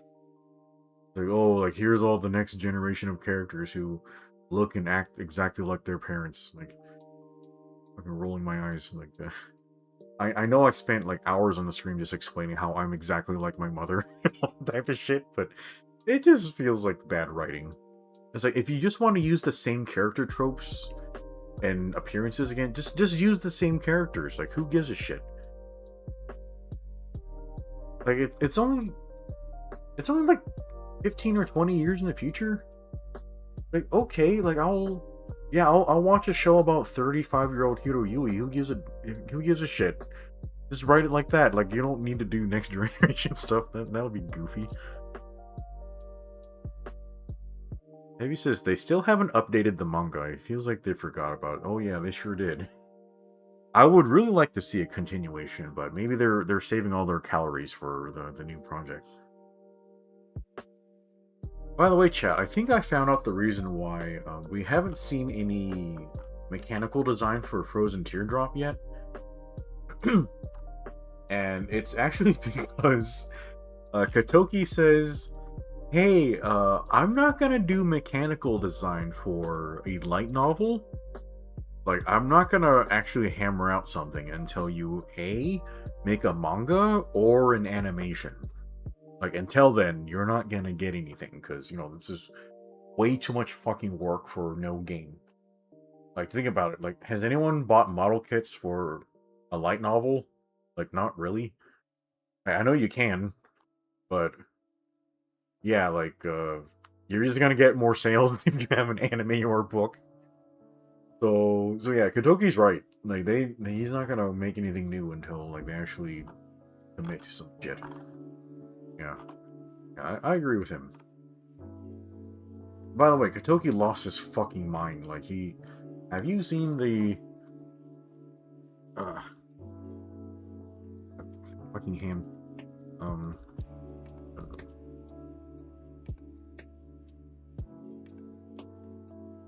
Yeah, this shit.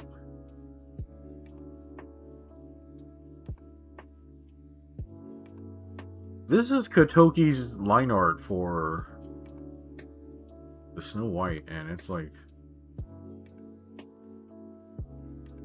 bro had like a schizophrenic break or something, and it's like, I don't want the AI to steal my shit, so I'm just gonna cover all my line art with all this bullshit, so the AI can't tell what's going on.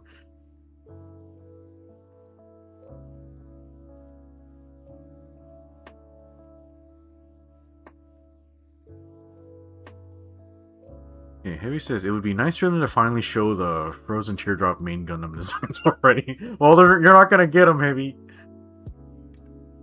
Apollo says yes, he's bought. Yeah, I know. Apollo says, or sorry, Satanta says, he's bought a Zeta Plus because of a novel, and that's just because he loves the Zeta series. Yeah, I know. Like, there's plenty of light novels that people buy designs from, but the light novels just don't get the same type of exposure. I think you guys understand my argument. But yeah, I'm not saying it's impossible. I'm just saying it needs more attention. Besides, people don't know how to read anymore. Heavy says, pretty sure the Hathaway and Belter Chica's children's stuff had kits. Oh yeah, they did.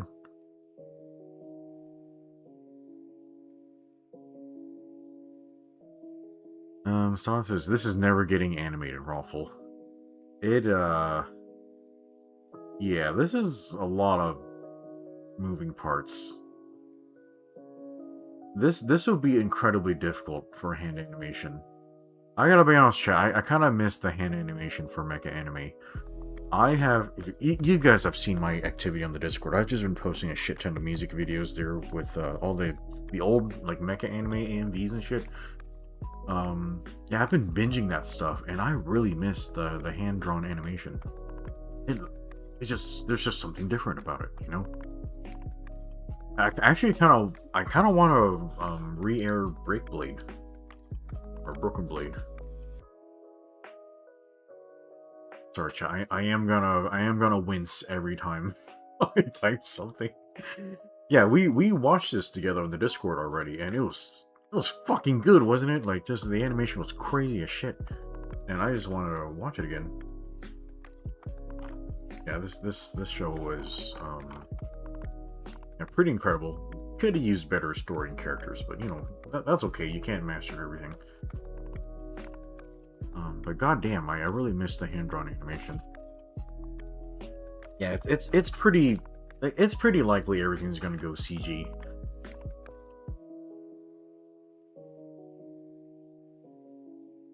Sonata says, yeah, get what you're saying. He's just one of those weirdos who bought something because of a novel instead of the animated series. And yeah, I know people like buy things for light novels. Like, I have a bunch of XS kits. Wasn't Sentinel a light novel? I can't remember if it was adapted to a manga or not. God damn it.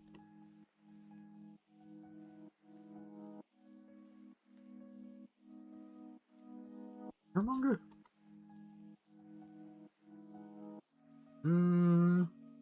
I don't think so. Yeah, there will be pages here. Yeah, I'm pretty sure it's a light novel. Yeah, this must have been a fun photo to set up. Yeah, these things are crazy. Fuck.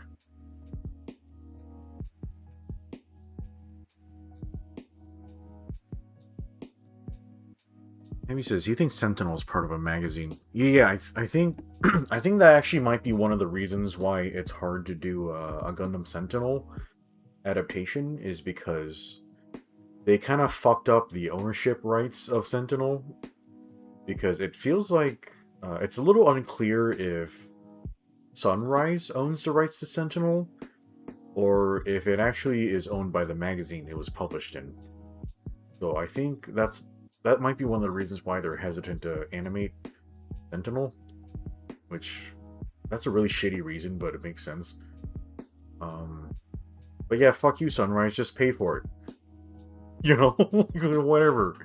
I'm sure you can figure out a deal to get the ownership, like just buy the ownership or split your profit or whatever the fuck, I don't give a shit. Just give us some Sentinel. Satana says Broken Blade was so fun. The weight of the mecha was so damn good. Yeah, I can't, I don't even have the words to describe how incredible the animation was. Just everything just moved like, just had so much weight and momentum behind it. It was amazing. Just watching the mecha like run or like change direction or jump is fucking crazy.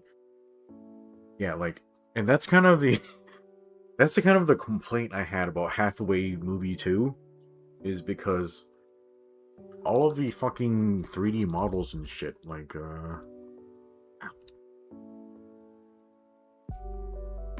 they just look completely weightless. Like, that was really lame. Which, I don't know why they fucked up the animation so bad, because I could swear... Why are there no images of the mechs? It's just all characters because they're embarrassed to show the mechs. Where are the 3D renders, you fucking assholes? Jesus Christ. There's literally no images here of the in-movie animation. This might be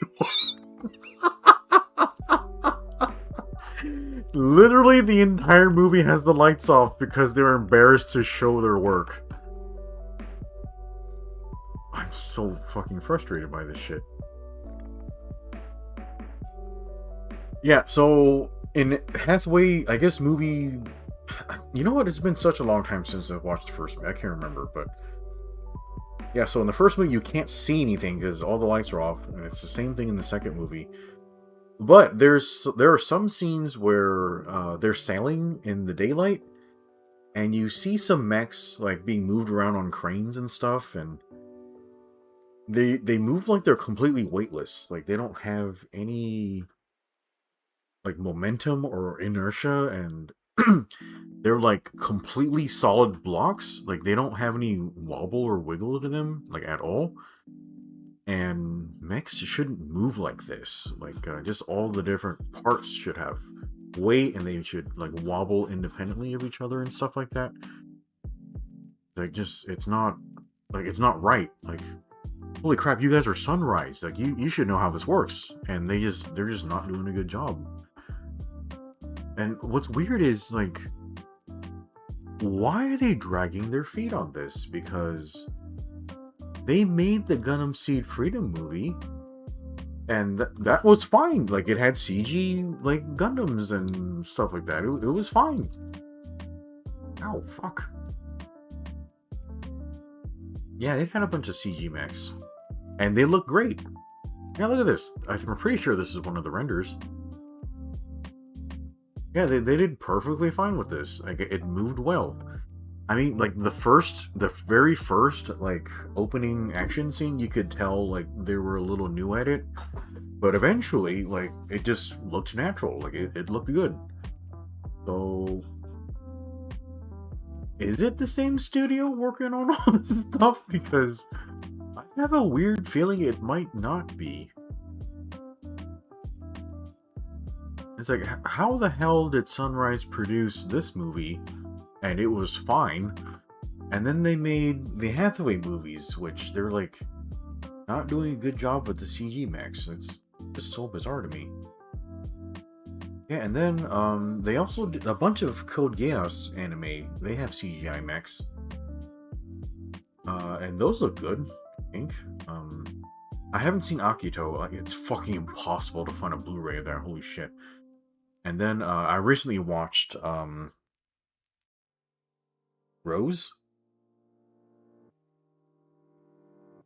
Oh man. Ooh. Okay, that one's pretty bad. Okay. Rose of the Recapture. Yeah, and this Jesus fucking Christ, like yeah, she's my type. Yeah, that's not good. But yeah, they had CG mechs here, and they moved incredibly fucking well. Hey, did you guys know the name of this of the mech in Rose of the Recapture is it's called the Apollo. Yeah, so I'm sure certain friends of ours will really enjoy that. But yeah, the animation like is fucking crazy in Rose of the Recapture. It's really good. Um, the mechs they're not really big and heavy, so they're really fast and zippy. So they don't really move like they're heavy, but the choreography and the speed was very impressive.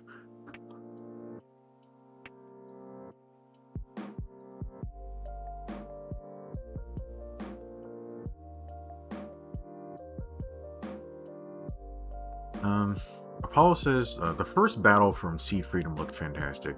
You thought so? I thought it had some problems. Like the first battle in Seed Freedom, it was a little weird because uh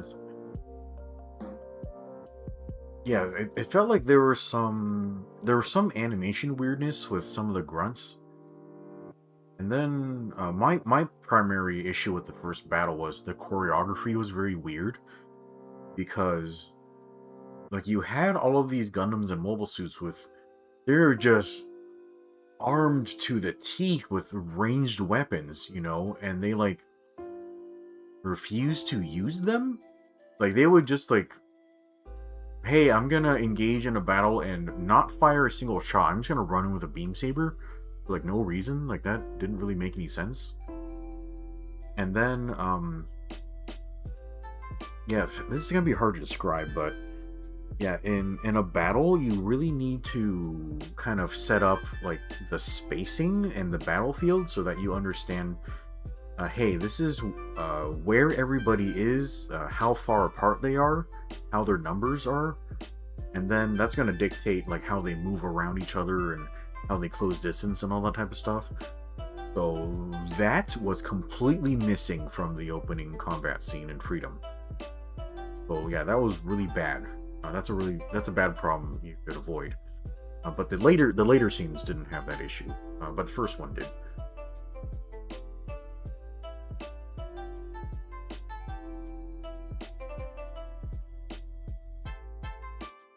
He says it might be because Seed is way more popular. Well, the problem is you could tell that they're putting way more money into Hathaway. Like, and Hathaway's getting 3 movies. Well, maybe that's why the animation sucks. Is they have to split the budget like for 3 movies or something. But they're clearly putting a lot of work into it. But I think they're putting all their money into animating. What's that bitch's name? Fuck. I was just talking all this shit about her. Gigi, yeah.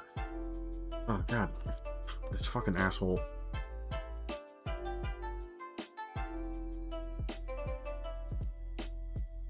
Yeah, like they spend all their budget like animating her butthole or something. And yeah, I don't know, they should have put more money into turning the lights on when there's a mobile suit battle or something. Yeah, this movie, all these movies have been very embarrassing so far. Dude, when I was at the theater, there's only like 3 people in the theater. You know, just me and 2 other losers. Like 3 losers in a theater. And you know what's also weird about the movie too? Like, just all the backgrounds are also CG, and it does not look natural. Look at that. You can see this right. Chit chat. We might not get to any drawing at all. Yeah, all the backgrounds in movie 2 were CG, and they didn't mesh it well. Yeah, I don't know if I like this style where you have like hand-drawn like characters on top of CG backgrounds. Like, I don't get it. Yeah, I don't think it's a good idea. Maybe says, aren't they releasing Freedom Zero this year? Yeah, I have. They did. They announced they would. I have no idea what the fuck it is. Ow. Yeah, what is this? I think it's actually coming out in a few weeks or something.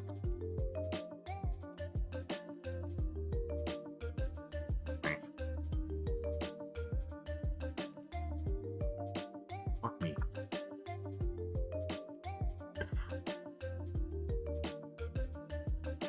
Oh, no date announced. Oh, never mind. Yeah, I guess I'm just talking shit then. Yeah, I think it might come out this year. Maybe next. Yeah, there is a trailer for it, but I didn't even watch the trailer. Yeah, this thing. Did anyone watch this? Spring 26? What the fuck? Didn't it already pass?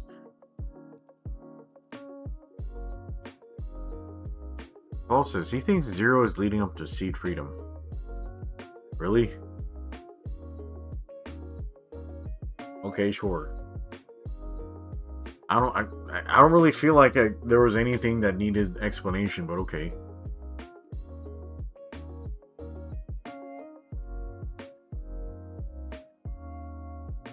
That's what Google said? Okay. Well, shit, bro. It's already past spring, in my opinion. But okay. Yeah, I mean, maybe they watched it over in Japan already. I don't know. I guess we'll find out. Satan says, GG for the streets. I regret to inform you that you were very correct. Yeah, GG is... I don't want to spoil it for you guys, but yeah, that was pretty fucking gross.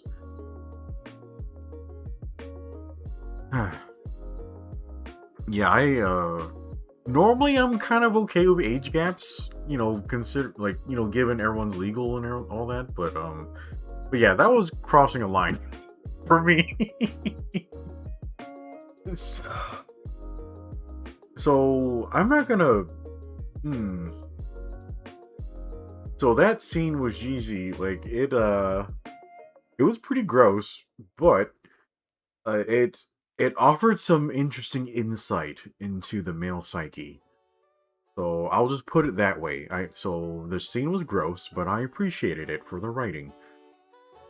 And he says that's where their budget went. I'm literally not kidding when I said they spent all their money animating Gigi's butthole. That is a joke, by the way. They don't literally show her butthole, but yeah, they spent a lot of time and money just making her look pretty, which, you know, that's fine.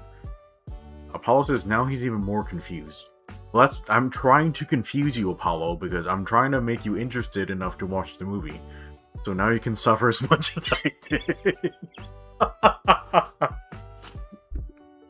Anyway, you just go fucking watch it. Like, yeah, like, I don't know. Aren't you guys Gundam fans? Just go fucking watch it.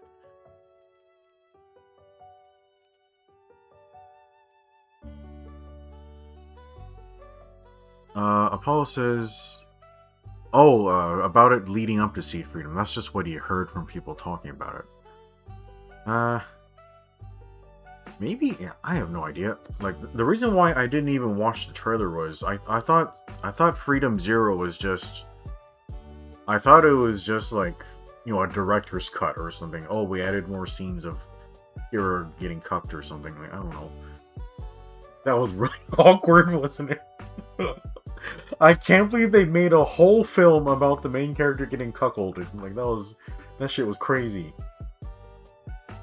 Yeah, that was a frustrating experience, but they decided to do it in the weirdest way possible, but it really humanized Kira, which that was the problem with him, like throughout the other shows, was that he was literally like perfect Jesus and never had any doubts or never did anything wrong or nothing ever went badly for him. Like, just everything was great. And he was perfect and all that. And then this movie just shit all over this man. And yeah, so it changed him from Jesus into a regular human being. And I really appreciated that about it because I don't know, it made Kira more, not exactly relatable, but it felt like he had humility now, so that he's kind of a human being like the rest of us, which made him a little more, I don't know, less untouchable, you know what I mean?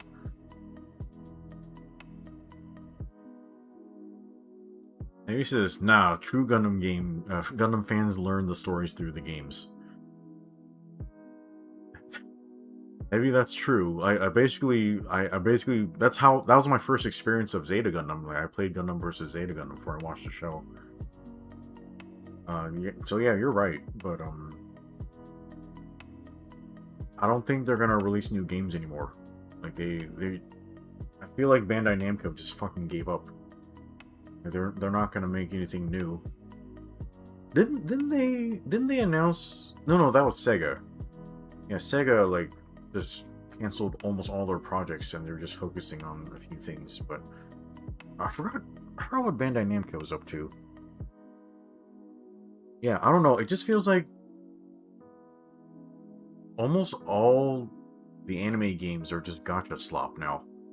Is that we don't really want to make a legit game. That's for losers who want to work hard. I mean, look at GBO2. Like it's literally just PvP. It has no story, no characters, no nothing. Like holy shit.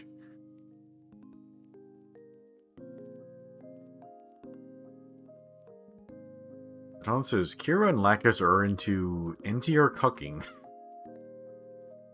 I don't know, man. He was crying an awful lot. Like maybe he enjoys crying. Like I don't know. Sadala says Bandai Namco is gonna stick with their tried and true anime fighting game slop. I'm so fucking tired of just getting all these shitty games. And you know, I vote with my wallet. I want the Gundam games, but literally for the past 10 years, we haven't gotten any good ones. Like, I bought all of them. I literally streamed them all to you, and you're like damn, this shit sucks. Damn it. Oh, I had so much hope. Like, I really wanted, like, SD Battle Alliance to be good, and it was just... it wasn't fun. It took, like, 80 hours to unlock my Epion. Like... And then, Jesus, all the suits I wanted to play, they just kept getting one-shot by shit. And then, I really wanted Gundam Breaker 4 to be good, but... Holy shit, that was boring, man. Like, it wasn't fun to play. It's a good, like, model simulator. Like, it's good for, like, making shit, but... It's not fun to play. And, you know, when you live stream, people are watching you fight shit. They're not watching you build things. Like, that's... Yeah, they just put everyone to sleep. So... I am very sad that those games didn't do well. Yeah. Chat, what is your opinion of the Rising Freedom?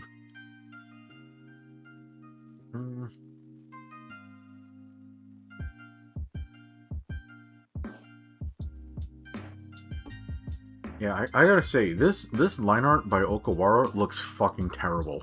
Like, the proportions just look ugly. It looks better in model kit form. Yeah. I don't know if I'm into it. It's just, I don't like the color palette. Silhouette's okay. You know what? I can't remember if the weapons are different. Yeah, but, I don't know. It's literally there to be filler. Like, it's just there to get shot down so Kira can get his new shit. Wait, can this thing transform? I don't remember shit about it. Damn, my memory's bad, chat. Timu Freedom. Yeah, it's literally low-rent Freedom. Yeah, it looks amazing in this box art. I just don't like it in the official line art by Okawara. Its weapons were cool. Yeah, so it's got that rifle. It looks like a large bore rifle. Got the hip guns, of course. And then I guess probably a Vulcan gun in its shield or something. That's not bad. That's a pretty good toolkit. Does it have back cannons still? For back shots? Yeah, it does. Okay. It does transform. That's, barely. Damn, that looks hella weird. I gotta be honest, chat. I don't think I like bird modes. Like, they look really silly. Yeah, so says the man who's like a Gundam wing stand, but... Yeah, I have this... Let me go look for it. Oh shit, I'm gonna have to open a folder. If you see any porn, just close your eyes. Um, let's see. Oh, this way. Chat, I accidentally opened the wrong folder. There was a lot of porn in there. Sorry, it is porn, but they're art references. I'm using it for art. Okay. Okay, where's this other drawing? Oh shit, that's the wrong folder. Fuck me, where is it? Photo work. Here, this one. The Rigazzi transformation. Yeah. Yeah, speaking of the Rigazzi, okay, so this is one of the designs for my book. Very old. Fucking 2008, bro. Shit, Chad, this is almost a 20-year-old drawing. Goddamn. Anyway, Jesus. Okay, so fuck, what did I call this? I think I called it Celestial Gundam. It's basically a rip-off of the Astray. I really like the Astray, but I'm like, okay, so it's technically a Wing Gundam like descendant, and you know Wing Gundams need bird modes and stuff, right? But I'm like, now that I'm like much older, I'm like, bro, like a transformation on something that's like just so thin, like this doesn't make any sense. So I'm kind of thinking of maybe it shouldn't transform, and it should just do like maybe like a Rigazzi bullshit. Ow, fuck. I really underestimate how much I need my left hand. Yeah, maybe I'll just have it be like a parts former. Like when it launches, it just has some bullshit on its head that just encloses it, and then, you know, when it's on the battle space, it just purges all the bullshit and just fights Mobile Suit.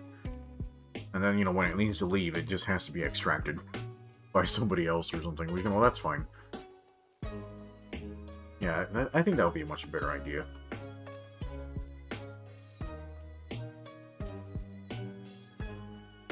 Yeah, I gotta say, the Rigazzi quote-unquote transformation it seems a lot more natural than whatever the fuck is going on with the Rising Freedom.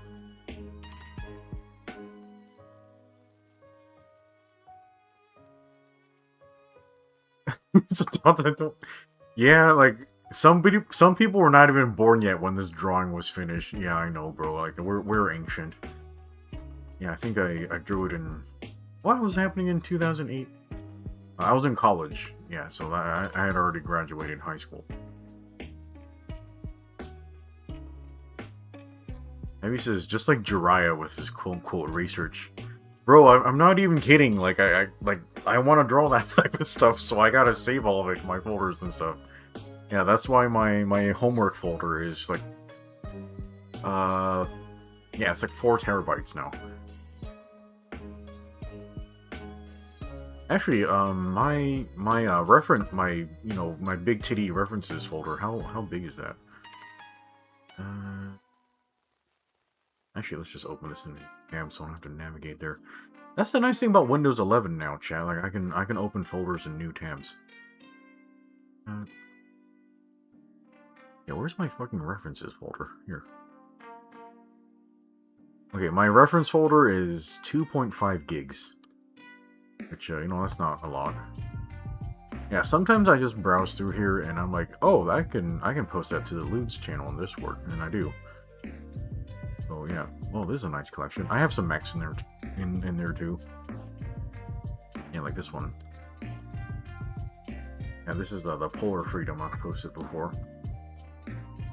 Oh, what a nice design. Nice. Okay, I'm gonna close this folder now before I get in trouble.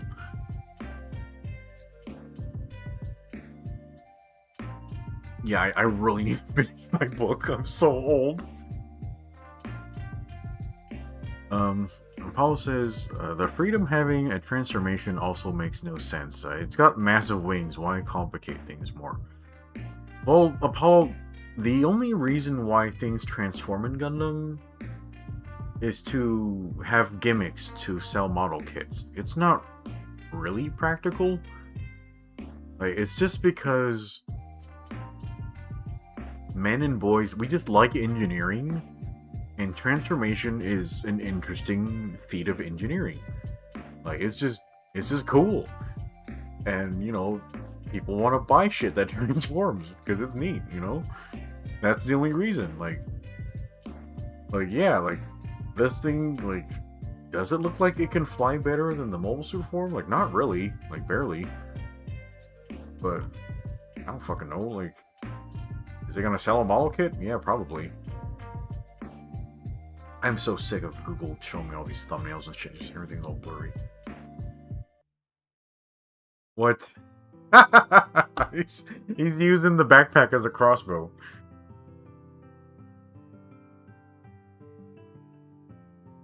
Weasel's here. He says, "Is this the new Pragmata DLC? Is this Dino Crisis? It's midlife crisis. Yeah, you know, it kind of literally is. Yeah, I am very old now. Yeah, it would be very funny if the Pragmata like sequel is Dino Crisis. This is a really good-looking bust. Wow. Wait, does it?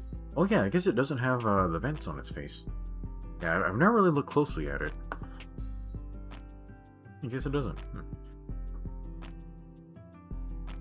Yeah, for me, the most mad thing about the Rising Freedom is its color palette. I don't know about that.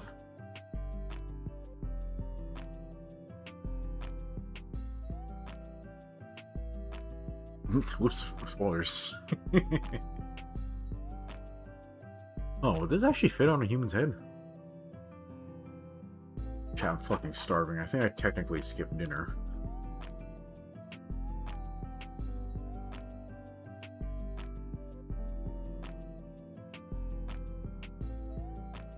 Nope, no, it's actually blurry, Apollo. They're thumbnails. Okay, do I have anything else interesting I can show you guys? Yeah, this thing, I was actually just... Yeah, so this was... I was just getting into Photoshop, and I was just fiddling around like, hey, what would be the best color? One of my friends really liked this color palette. Red's cool. Red and purple. I don't know why, but I'm actually really fond of doing white, green on white. I think, when was it? I think one of the Armored Core games. It might have been Silent Line or something. But yeah, I colored all of my ACs in this color scheme right here.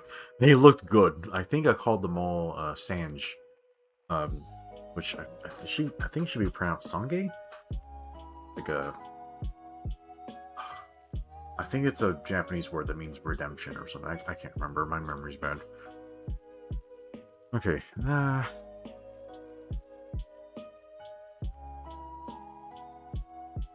Yeah, this thing. I really need to redo this design.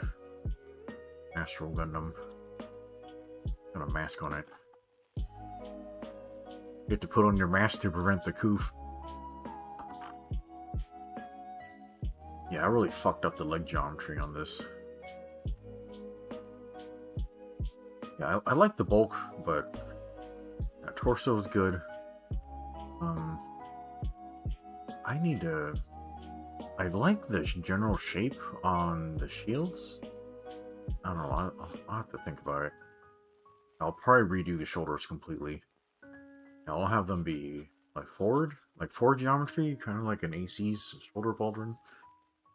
I gotta redo the legs.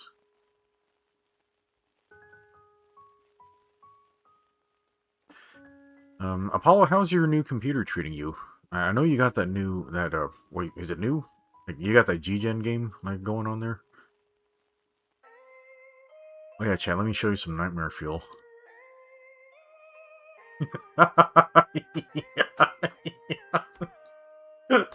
Yeah, some bullshit I did in Photoshop.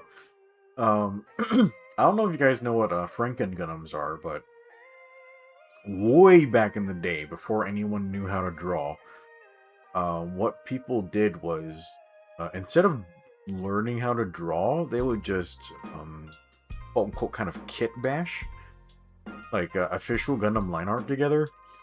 like with Photoshop, and just mix and match parts and stuff. It was pretty neat.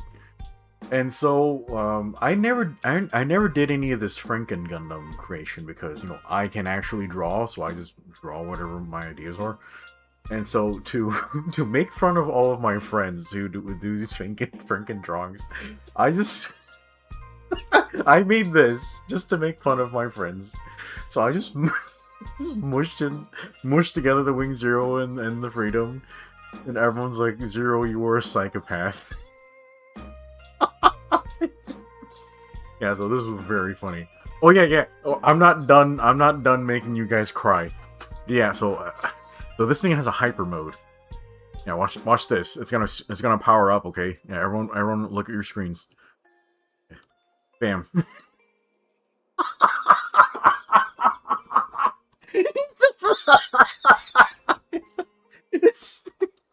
Yeah, so it gets the fucking sombrero for the tequila. Let's fucking go. Okay, yeah, we're undefeatable now. Yeah, imagine imagine using Zero System when you're on so much tequila.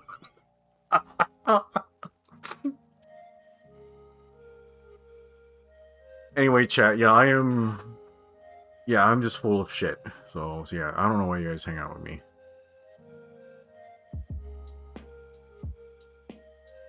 Heavy says it's Gundam Breaker at home. Yes, that's essentially what that was.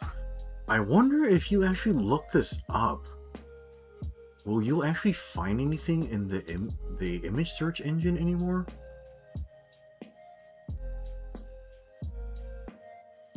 Yeah, there's some of them that were fucking incredible, but I don't know if I have a lot of them saved anymore. What is this thing? I don't know what that is, but that looks really cool. Yeah, so this is an example of one. This one of this is actually from the old Mecha Talk boards. Okay, so these are actually made by my friends. I think one of our best guys was named Draco Starcloud. This actually might be one of his. Yeah, so this is a Leopard Gundam, and he recolored it, and it looks like he put on the heavy arms as Gatling gun right there. Yeah, so it's essentially the same as kit bashing. But yeah, I guess this does not show up in the Google search engine anymore. Yeah, so the only way you guys can find out about this is from me telling you about it. Okay, yeah, I am literally a relic of the past. I wanted to like this character, but then everybody died. Yep, yeah, you literally can't find this anymore. Does not exist in Google.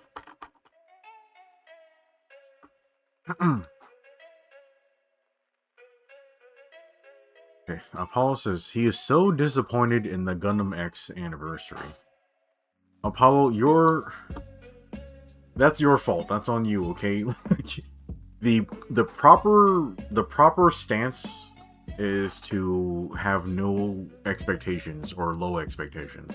That way you can't be disappointed by life. Oh, holy fuck. Yeah, that was not correct. I don't even know what just happened. Yeah, I made a wrong keystroke or something. Fuck, what was I doing? I gotta be honest, I'm not really into the designs in X. I guess I like the regular X Gundam. I don't know why people shit on the divider all the time. I need to go find this image. I have to do this all the time. You know what? Google, you waste so much of my fucking life because you're always showing me thumbnails. And I'm like, okay, what's the actual image? And I spend half my life on Google image search trying to find the actual, like, real shit. I fucking hate going to Twitter because most of the times it's not actually the shit. Tell me the image. No, you piece of dog shit. What the fuck just happened?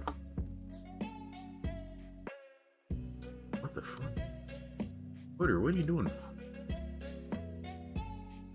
On you piece of crap. Dude. You're doing it too. Are you the same asshole? What a pain. Maybe I'll have to do one of these. Oh my fucking god. Yeah, I have to go look for this. Jeez, these cannons got fat as fuck.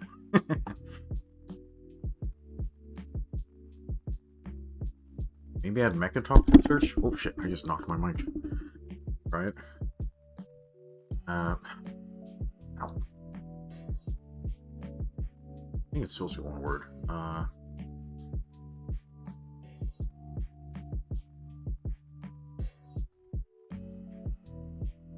Yeah, you have a few more examples here. Yeah, so somebody recolored a Methus. Who did this one? Oddluck? Oh, I haven't heard that name in a long time. Hope he's okay. This one's neat. This is obviously a Rekka 7. I don't know what they were thinking with these colors, bro. This one is obviously a Franken, because, yeah, just look at all that random shit just stapled together. Okay, yeah, now you're seeing more stuff.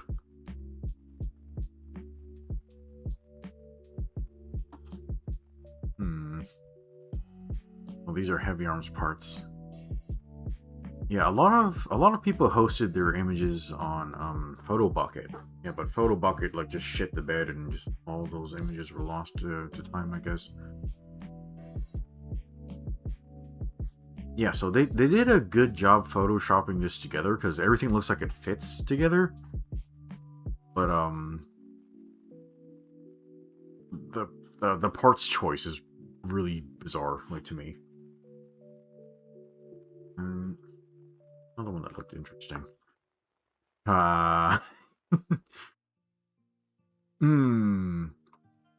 This, I would not call this a good example, because it just, the proportions are very weird. Are the Tetra's shoulder joints really that high up? That can't be right. Hold on, I need to check on this, just because it's hurting my brain. Gundam Gera.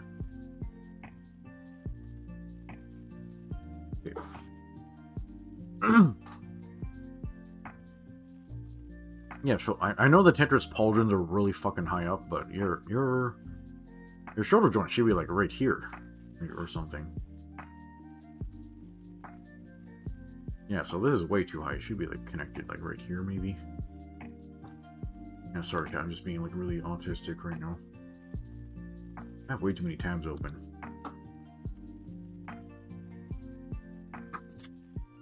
Sorry, Chad. Let's turn the lights off. Oh shit. Yeah, I need to go find the high res of this one. Chat, has Kotoki been working on anything lately? I haven't heard shit from him. Oh yeah, and then my bullshit.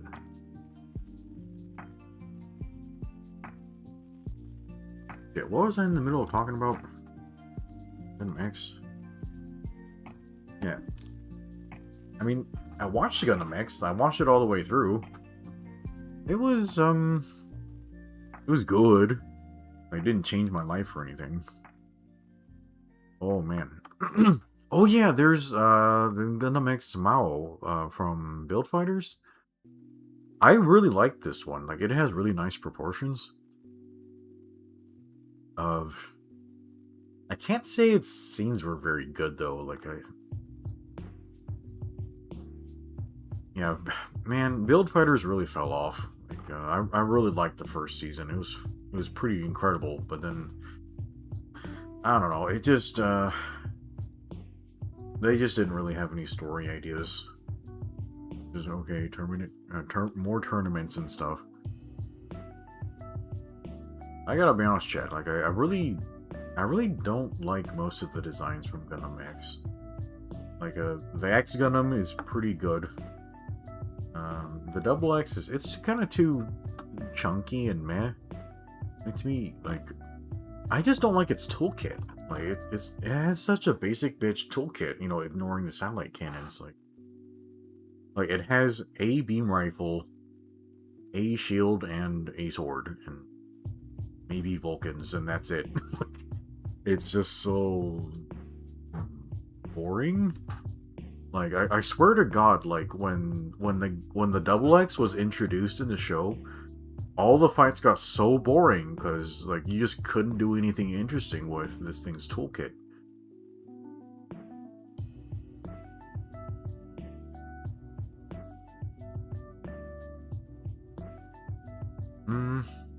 So now this is, besides Hathaway stuff, probably as an advisor for the designs, he doesn't think so. Really? I mean, like, he's probably blown out his hands and his brain just doing all this stuff. So, if he wants to retire, I don't fault him. But yeah, I would really like him to see him do new stuff. Yeah, so aside from the X Gundam, I kind of dislike all of the designs from Gundam X, except for the Vertigo. Because the Vertigo is fucking awesome. Yeah, I just think it looks really elegant. Why are these screenshots so small? Yeah, so it looks pretty fucking weird when it's in, like, just walking around mode. Yeah, the leg design is really... But, like, everything else about it is fucking cool as fuck, though. I would say the Vertigo is basically the Kubali if it weren't gay. Yeah, because I gotta be honest, Chad. Like, I don't like the Kubali. It looks weird. But I really like the Vertigo. Yeah, it basically has the same niche as the Kubali also, because it's also... Yeah, I got big-ass shoulders, I got funnels, I got beams in my hands, that type of shit. But yeah, I just really like the Vertigo, and I like its pilot. That might be why I like the Vertigo so much.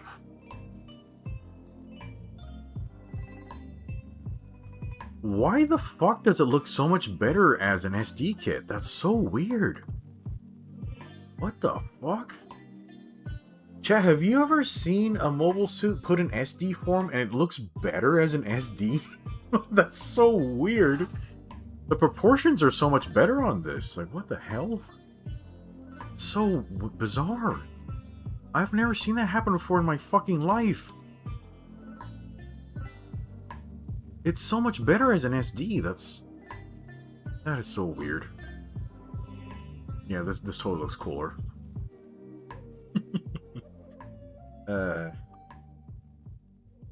It's maybe because they shortened the legs so that it just stands out less, that it's so boring. Yeah, this looks so much better.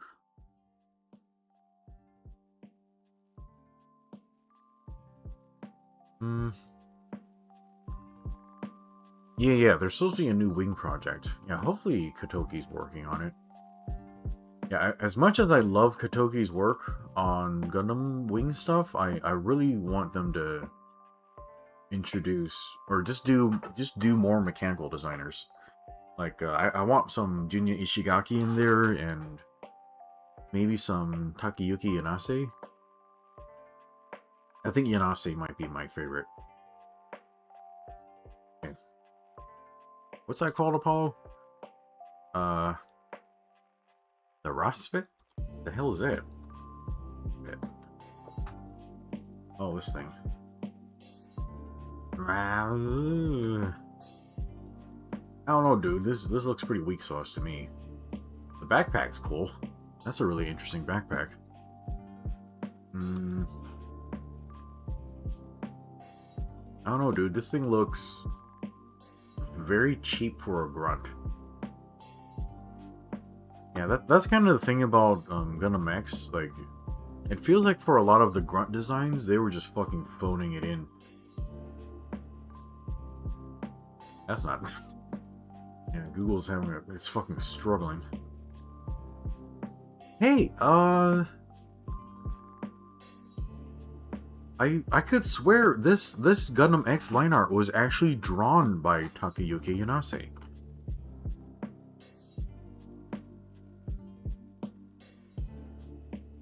Thumbnail bullshit. Oh fuck. Big version. Jesus, they're on Facebook.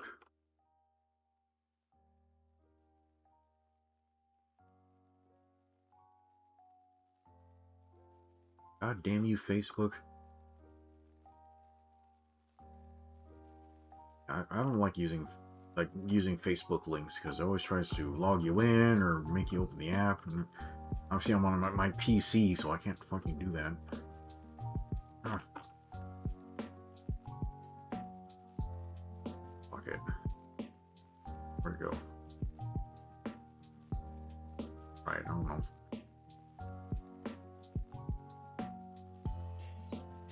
Jesus Christ. Facebook is so just fucking dog shit. Where did it go? I'm just trying to find the image. Oh, that's cool as fuck. Oh, that's very nice, actually. Yeah, they put the Destiny's backpack on the 00. I totally fucking forgot about this thing, the 00 Sky. Yeah. Where did my shit go? Google, you promised me. Ah, you piece of dog shit.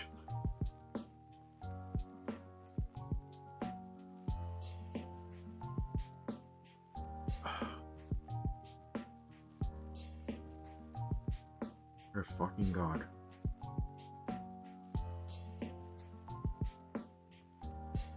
Sorry, chat, my autism's kicking in like really hard. You guys have no idea how much time I spend this image searching and stuff. Yeah, that's it. Like, I mean, you gotta do it. Like, this is how your artist brain builds a mental model. Yeah, this definitely feels like Takayuki Yanase. Oh yeah, before that fucking weird diversion, wait, is this a... What the hell is this? It looks a little bit like the Vertigo.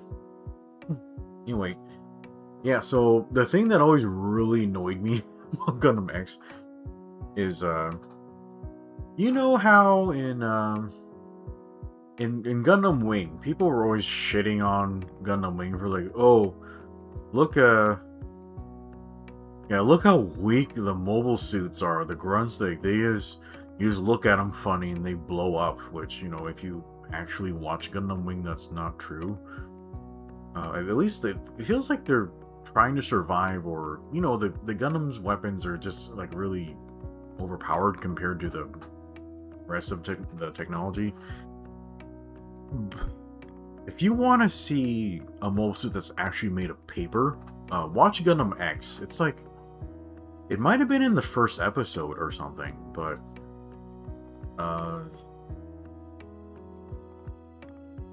I can't remember which grunt it was.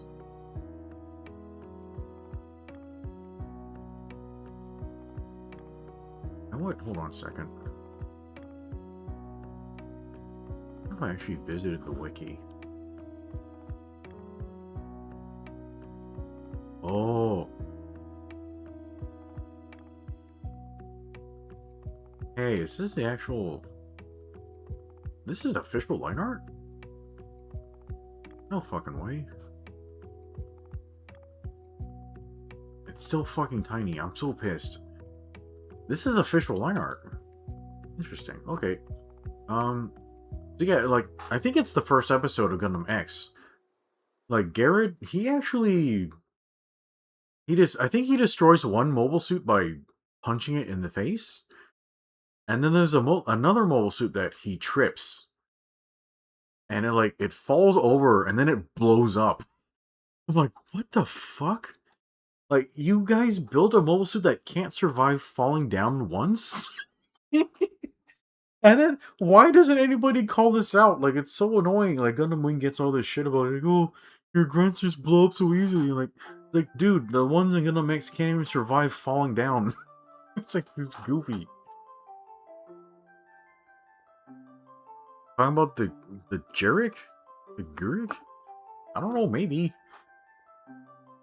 I don't know any names from Gundam X. That one. You mean the Jurek? Like the one we have in GBO2? No, not this one.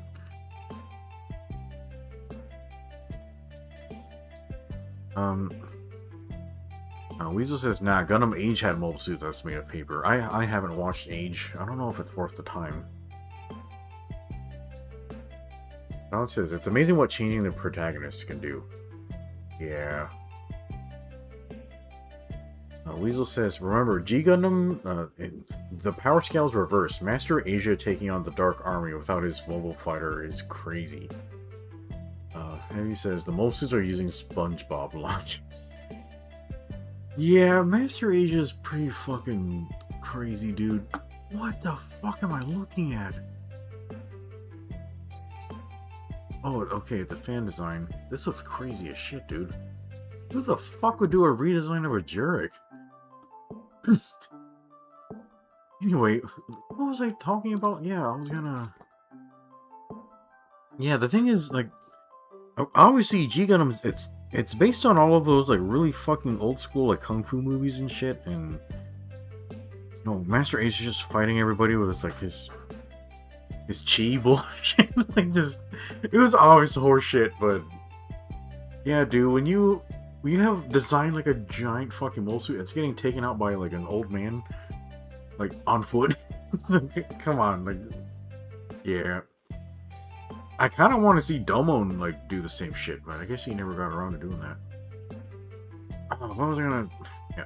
Takayuki... Ow, my hand. I see.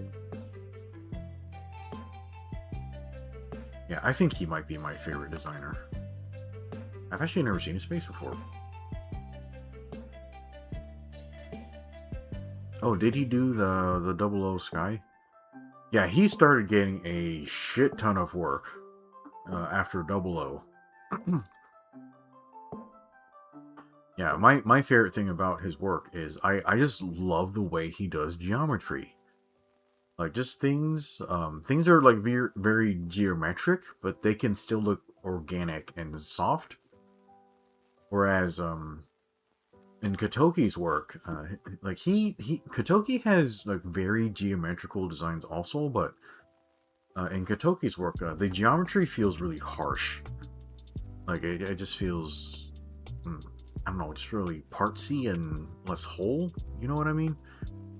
That might be a weird way to phrase it, but I don't know. I just really like Yanase's work. It's definitely my favorite. What the hell is this thing?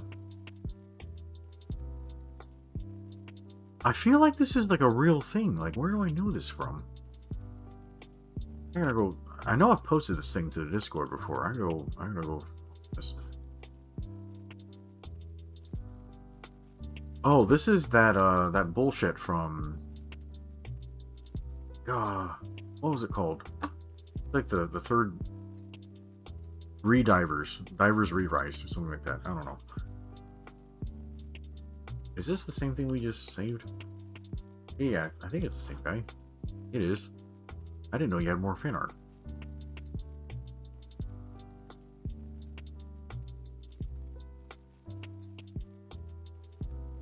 Actually, isn't he the primary designer on Mecha Break? I swear he is. Did he do this?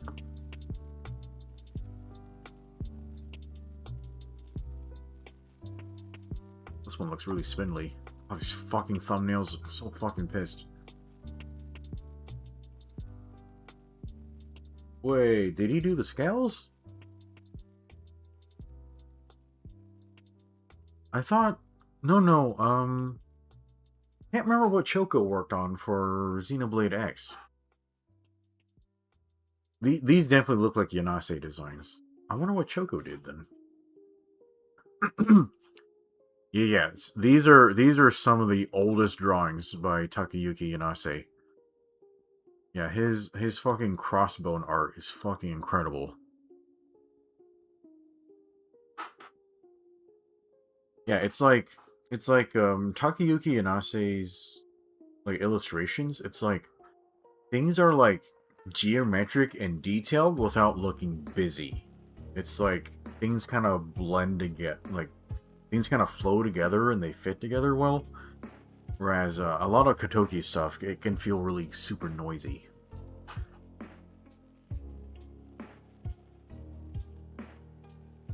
Weasel says though, G Gundam was very entertaining. Oh, that thing with the spears from Build Fighters. It's a variant of the Mark III.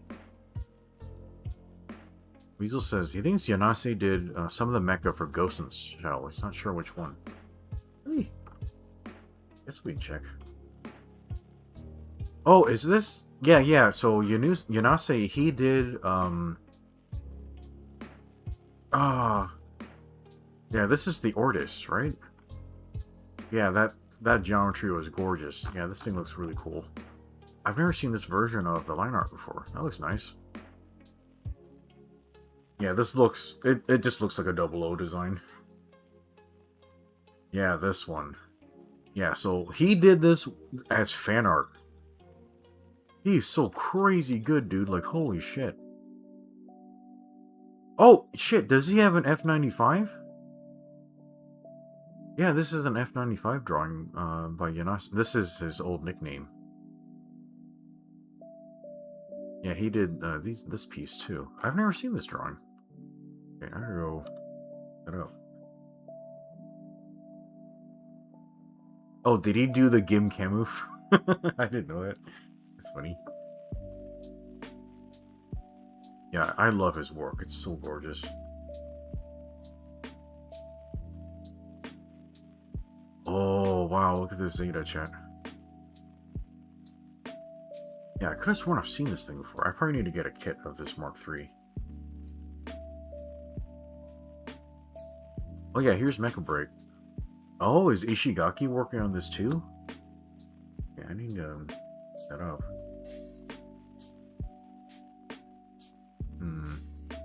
Man, this thing is just all parts.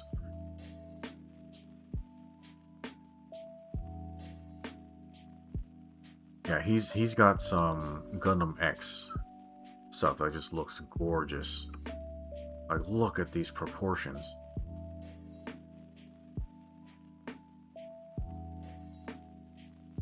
Yeah, I'm pretty sure I have all the high-res stuff saved somewhere.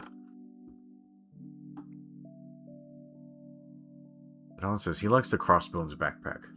Yeah, it's a really good backpack design. It's actually kind of similar to the Space Leo's backpack, but you know, he's got more stuff. You got 4 instead of 2. Actually, I'm just fucking gushing.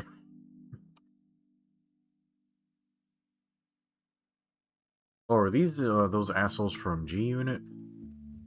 Yeah, I don't know. I didn't like that story. It's just like, yeah, let's take your Gundam Wing universe, which you like because it doesn't have all the stupid bullshit from UC. Yeah, let's shove all the fucking bullshit like UC like story tropes into your After Colony. This is an interesting design. I don't know about the colors, but interesting. That a Zeta face?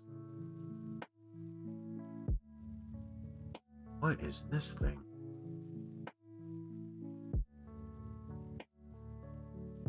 What the fuck is this? Ultra Steel Ogre gear? That sounds edgy as fuck. Yeah, I don't know what this is, but I guess I have to look it up now. I guess let's look it up now. Right? A meme? Why are there so many colons in this?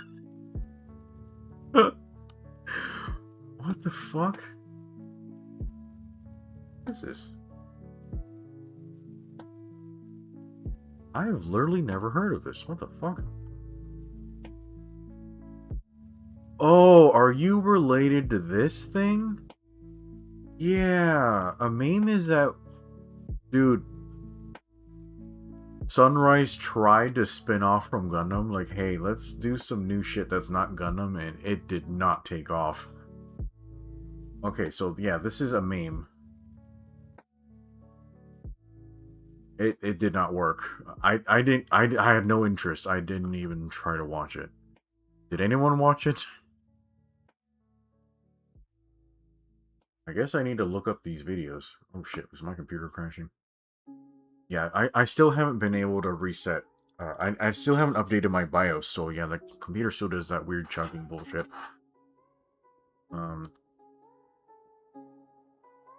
Weasel watched it. He says it's okay. Yeah. I don't know, chat. Like in this environment, you cannot afford to just be okay. You have to be... I don't think even being good that barely cuts it. You have to be great or amazing. The art quality is fucking fantastic though. Oh my god.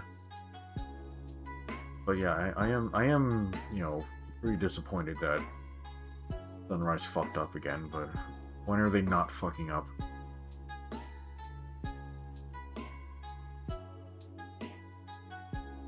This fucking title is insane. It looks really good. I just don't know if it, you know, it's just worth the effort. Yeah, I don't know, like, I saw the meme and I'm like, I just don't like that design for the main shit.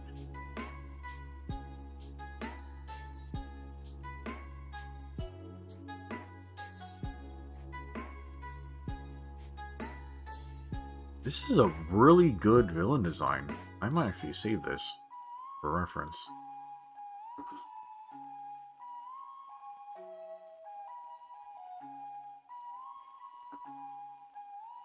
Dude, this thing just looks so fugly. I am not into it. Like, I always thought like the art quality of the show looks fucking crazy, but yeah, I just don't like the designs. What the fuck is this face, dude? Yeah, there's just nothing about this thing that's aesthetically pleasing. Aside from the colors, I do like the color palette. But man, this is some pretty not good. Oh, is this what it's called? This is some cool ass art. Holy shit.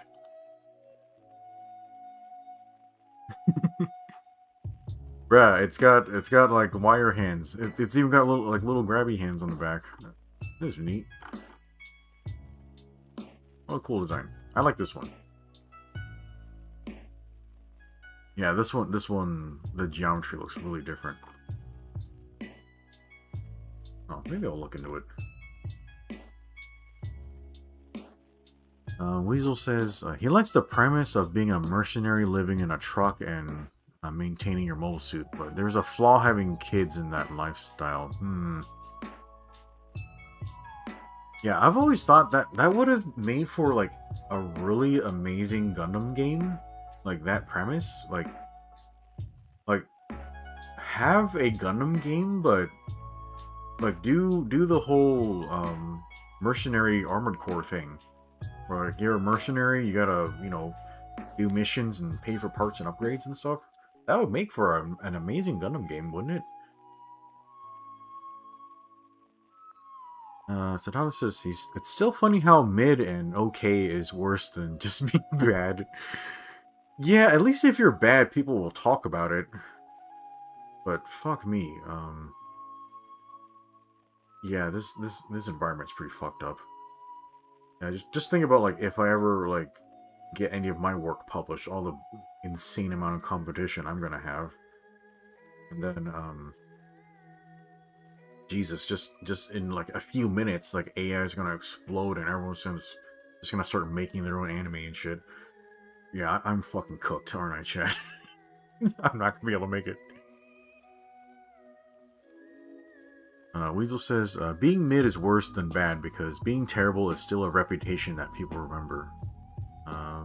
He also says the meme is meant to be a more practical design if made with today's technology. Maybe it says so many tabs. Heavy, I'm not even using 10% of my power. But yeah, I just gotta remember this stuff for later. I'll have to cook. Ooh, this is very nice. I like this. Yeah, I gotta go get this kit or something.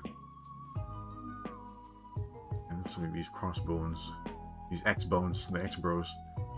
Oh, I still really like the Ortis. It's so... the geometry is so nice. Yeah, so this was what I was talking about when I was saying like armored core like shoulders before. Like I would do like just forward geometry shoulders for that other Astral Gundam. Yeah, and I know this is Takayuki Inase's work because obviously the geometry gives it away, but these proportions are not good. Like I mean, he clearly did this on purpose, but yeah, this is pretty fugly. This looks pretty retarded. Yeah, almost literally. This Gundam looks like it has Down syndrome. But yeah, the F95 it's actually my favorite UC design. You know, after the XS. I like the XS more. Yeah, I can't find shit anymore, chat. I have 2 of these. Yeah, I need to find that. Okay. We're talking shit about Kotoki. Ed. Did you guys know Kotoki designed the GPO3? That's why it looks like normal compared to the 1 and 2. Because those were done by Shoji Kawamori. Yeah, the proportions on the GPO3 are just different. Oh, is Yanase... he does all the designs on frame arms and all the 30-minute mission bullshit, right? Yeah, he's just hitting them out at a rapid pace to just... yeah, Yanase wants all the... he wants all the money. Give me your fucking money. Look at this design, chat. Like, this is a... I think it's like a machine gun? Maybe a machine pistol? Yeah, his weapon designs are so cool. Apollo says his favorite UC design is the Vignagina. Really? It's your favorite? Why? You want to tell us why? What the flying fuck is this? Comet Lucifer?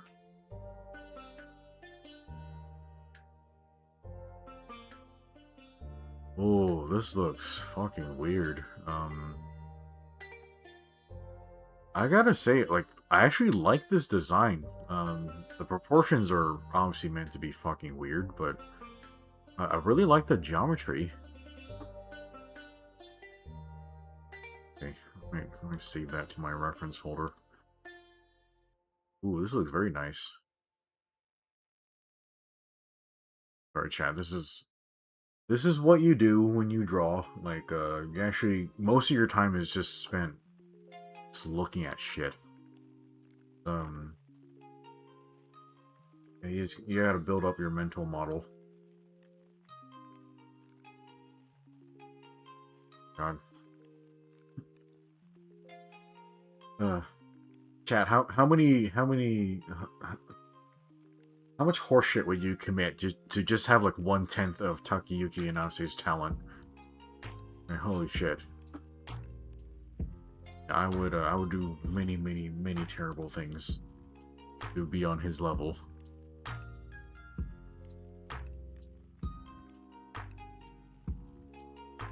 I'm kind of surprised Frame Arms isn't more popular. Because it kind of combines, like...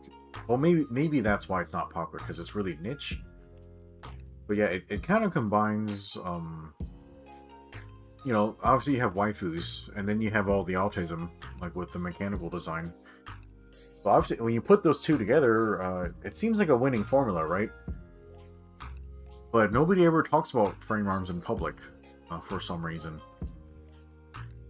I think it might be because everyone's embarrassed. Because it's like really weird Junior bait, I guess. Like, I don't... it's hard for me to explain. But and you know, this is no shit like on you guys, because like if you love what you love, then just just love it and express it. But I don't know what whenever I see this stuff, I feel embarrassed by it. Like I don't want to share it like with other people, and I don't really have a good explanation for it. But yeah, that is definitely how I feel. Mm, maybe it's because like just all the women are just they're just in like swimsuits, I guess. Which there's nothing wrong with that, but like for some reason, like if it's just an anime like figure and it's like a goon figure, like it's like yeah, that's cool, like that's fine. Like if it's just a model kit, yeah, that's fine. It's great. Like I love model kits. Like I love looking at them, like building them a little less. But for some reason, when you mush those two things together, like it's like why does it lose all of its respectability? That's so odd, don't you think? And this thing's geometry as fuck. I feel like these joints aren't really strong enough to support all this weight.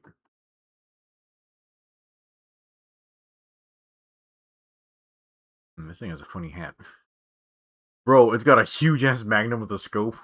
That's pretty awesome. Hey, you're an actual guy. It's a revolver rifle? Those are rare. It's a long-barreled revolver. That's fucking crazy. You almost never see those. Okay, I can respect it. I got no respect for that ammo capacity, but just some people do it for the style and not for the practicality. Paul says, let's see. He says his favorite is the Vignagina. It's just pleasing to look at for some reason. Really? I mean, okay, let's all judge Apollo really harshly right now. I'm just kidding, by the way. But I mean, I think you like it for its color palette, first of all, because we know about you and your white and purple.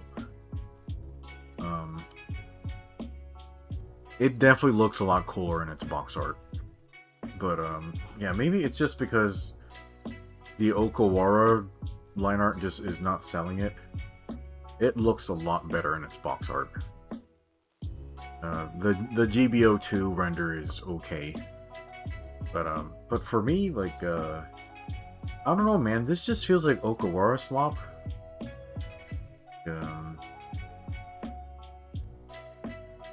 I don't know, bro. I'm just not into this thing. Like, I love playing it in GBO2. The gameplay is really cool, but I don't know. There's just nothing about it that's like really appeals to me. I guess I like the torso, but almost nothing else about it.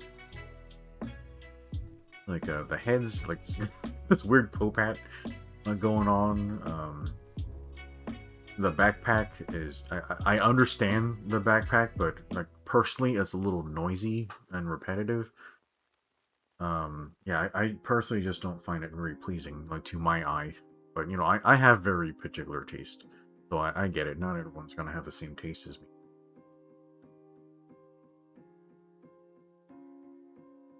Yeah, I could do like a really asshole thing, put a poll like, hey, which is better, the Vignagina or the Gundam F95? And then yeah, and then I guess Apollo and I stopped talking to each other after that. I'm just kidding, bro. Like I'm just talking about shit. Yeah. Also, I'm the only one with a mic here, so Apollo can't even defend his choices here.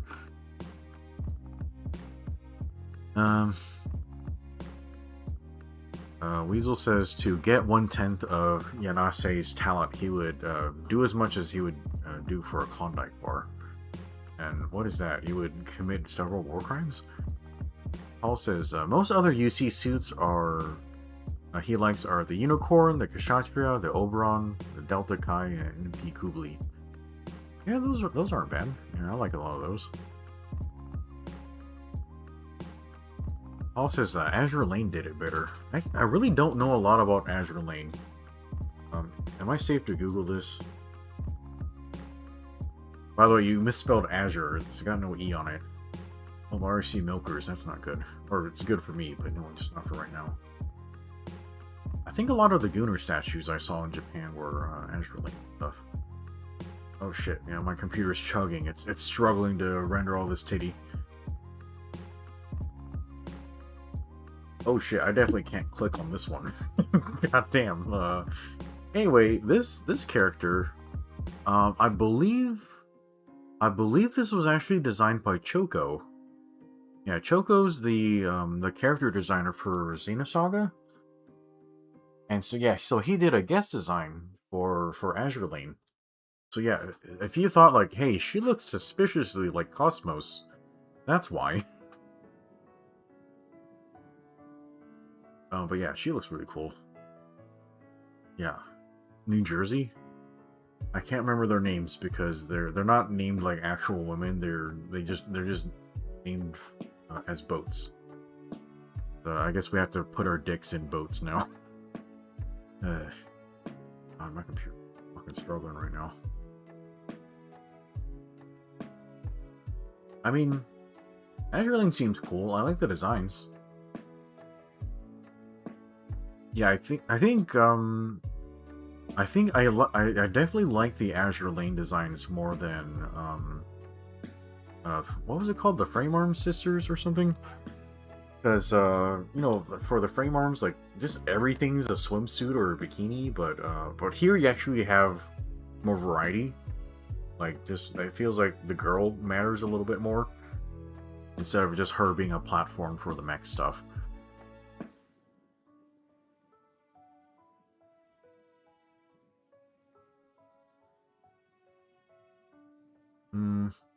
Weasel says, some people love revolver rifles due to it being a game of chance, long-range Russian roulette. That's really fucked up, Weasel. Paul says, he fully owns the fact that it's not a favorite of anyone but him. Yeah, I mean, as long as you're facing the facts and stuff. I mean, chat, is there anything that I like that literally no one else gives a shit about? There has to be some shit.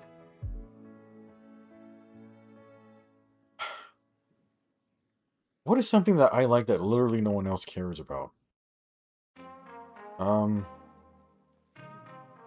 Fuck, I can't think of anything. I just know I have my particular special interests.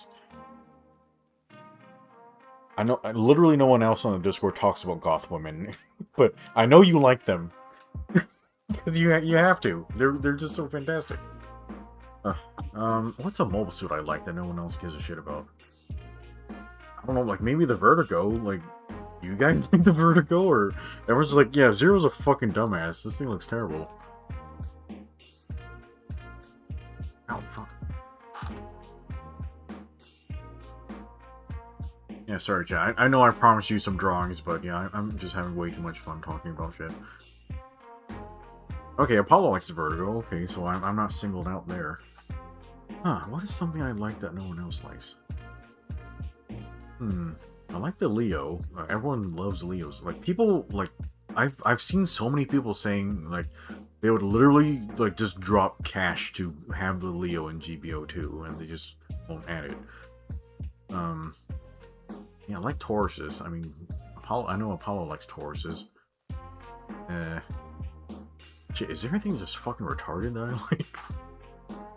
I don't know, Chad. It's hard to think. Like, I just have good taste in everything, right? Oh, fuck.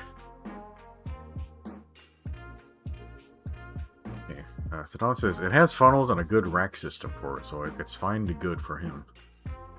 Yeah, I just really like it in this form, like in this pose. And then I just really like the character that pilots it, so yeah, he's pretty cool.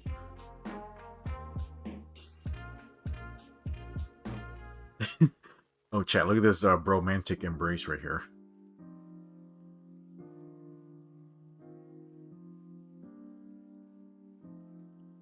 Sadan says, like we said earlier, the SD has better proportions. Oh, you actually agree on that? I thought I was crazy or something, but yeah, like, weirdly enough, the SD thing had better proportions. Yeah, it might be because, yeah, when you're zoomed out on the vertical right here, the vertigo, like the crest is so fucking huge that that's the only thing you see on its head. Like the crest is gigantic. But in the SD, you can actually see its face. And I think its face is actually much more interesting than its crest. That might be one of the main things. But yeah, what a really odd thing going on for the SD. Now it says the X is getting back shots. You can't show that. Actually, chat, what are the rules on showing mechs exchanging data? I'll put it that way. Because I mean, they're not people, and they're not actually doing that type of stuff. Are mechs naked? Sorry, chat. We're asking the real questions here. Like all y'all just having existential crises right now. Are mechs actually naked, or is that just the inner frame?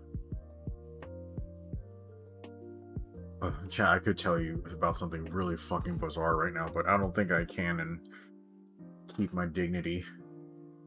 It's not anything against me. It's just I've seen some shit that I really didn't want to see.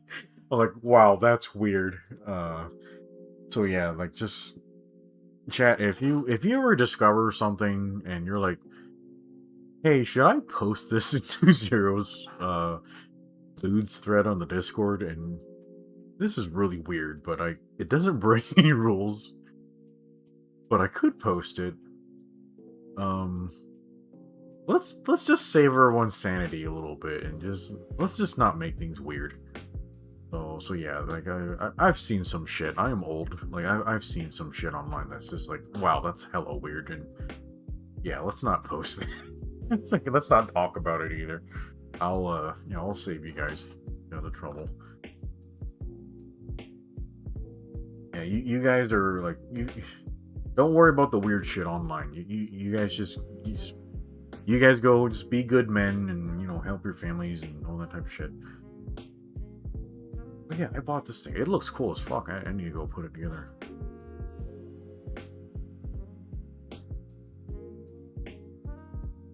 Satana says, you have more than 1 million subs. You can get away with everything. Then we work down from there and see how quick the response is. Yeah, chat, just get me those 1 million subscribers. I think I must have lost like another 100 subscribers over the past week or so. So, yeah, bro, I don't know. I just, I think what's going on is my channel is just old. So YouTube is just deleting old defunct accounts. So it makes me look like I'm losing subscribers. And the algorithm's definitely treating me that way. Ooh, this is some very nice line art for the Vertigo.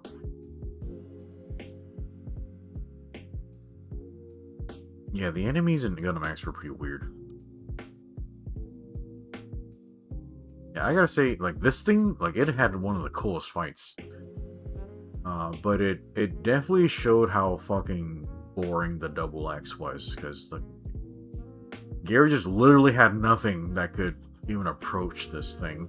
Like he literally just won because of bad luck. Like for this guy.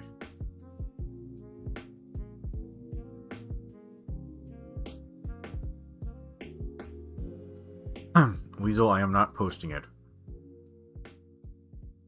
Apollo says another suit he likes that he's not sure many do is the Gundam Harut, specifically the final battle version with the leg boosters. I mean, it's very different, but I like it. Yeah, I've always wondered why leg boosters aren't more common, but I guess they added a shit ton of these to things in Speed Freedom.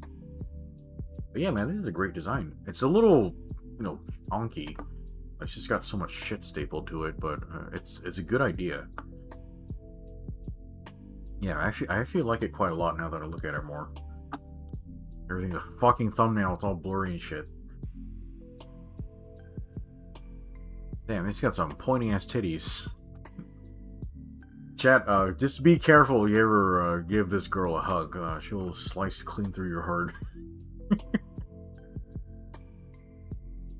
Yeah, I like the design. I just was not into the movie. Like this, man. Just the choreography in that Double O movie, like Trailblazer. It was like, I don't know, just the whole movie was just like beam cannon spam. Like beam cannons are cool, but you know it should be like a special thing, and like the whole movie was just beam cannon spam, and I just wasn't into it. To mention, yeah, that personally, I just found the movie really boring, and I just didn't really care about anything that was going on. So, yeah, and then you know when the enemy is just like swarms and swarms of like little aliens, it's like, yeah, the proper way is to like beam cannon spam them, but man, that is just not interesting choreography in my opinion. I mean, the whole shtick about Double O and Setsuna and like the Exia and the Double O Riser, all that type of bullshit is he's supposed to be melee specialized, you know? But you can't use melee against like swarms of bullshit. So I don't know, that just seemed like a waste of energy. A really long title. Glad I didn't have to type out that whole thing, because that would have blown up my fucking hand. Yeah, I don't know, dude. Apollo, have you seen Double O? I might be spoiling shit for you right now. I would actually recommend you watch it. Because, I know you liked Seed. So Double O is... I would actually describe Double O as better in quality than Seed. It definitely has a lot of pitfalls. They totally fucked up on the writing. Personally, I don't really like any of the characters in Double O. And then, the designs are not really to my taste. I know these are all Takayuki Yanase, but he just went way too anemic. And then, in my opinion, I just don't like any of the action scenes like in it either. I don't know why. It was just kind of lacking of anything special about it. So, yeah, I tried really hard to like Gundam 00, but it was just, like, to me, it just kind of fell flat on every front. The music was good. Except for the combat theme. I hate the combat theme. But yeah, the opening and the ending music was incredibly good. I just don't like anything else about it. Oh, hey, Daniel, what's going on?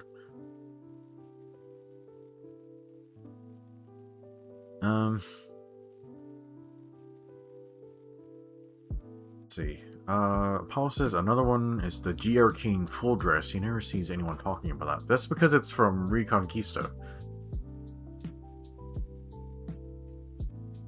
Shit, has anyone actually seen Reconquista? Ow.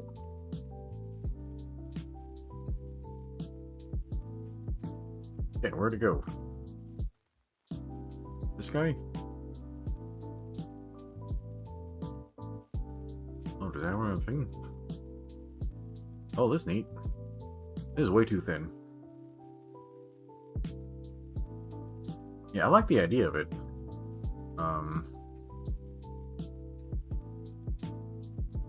Yeah, the geometry here is nice and soft. It actually really reminds me of Mino's really old shit. Specifically brain powered. Ow. I don't know why, but the geometry on that reminds me of... I think they're called brains. Like, they're literally called brains. Don't know why.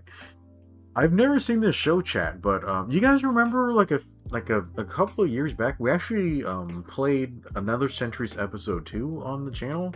I streamed that whole game to you guys, and yeah, the brains they were in that game. They were kind of cool. Yeah, so oh fuck, I can't remember this guy's name. Chat, who's the mechanical designer that did this? The God damn it. Oh, this is gonna fucking kill me. He's the mechanical designer for 5-Star Stories. Good. Ow. Oh. Ah! This fucking torture, chat. Mamoru Nagano. I cannot believe I forgot that name. Yeah, this is the Nagano design. Yeah, he also did the Hyakushiki. I could swear he also designed the Kubli, didn't he? Yeah, 5-Star Stories is cool as fuck. The art style and the art style looks creepy as fuck. I can't bring myself to watch it, but the mechanical design is so fucking cool. Yeah, Nagano, he tried to do a new thing, and it just didn't work, unfortunately. Yeah, so he did Brain Powered. I don't know why, but you're this thing. It reminds me of a brain's proportions for some reason. Oh, okay. Google's definitely acting very weird right now.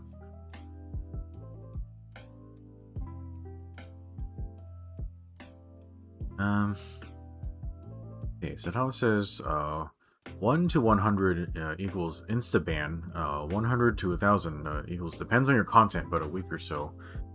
1,000 to 10,000. If you suck YouTube off, they might let you go with a slap on the wrist. Yeah, I definitely don't have any pull. Yeah, I gotta be honest, chat. I think at this point, the channel's probably just gonna collapse to 0, which yeah, I really don't give a shit about the viewership or whatever. It would help, like it would help encourage me, like to do more work for the channel if I actually had some success. But yeah, man, I'm just old and not with it, I guess, and like I don't talk about all the slop that people like to click on. So yeah, whatever. Like I'm just doing this for fun, like at this point.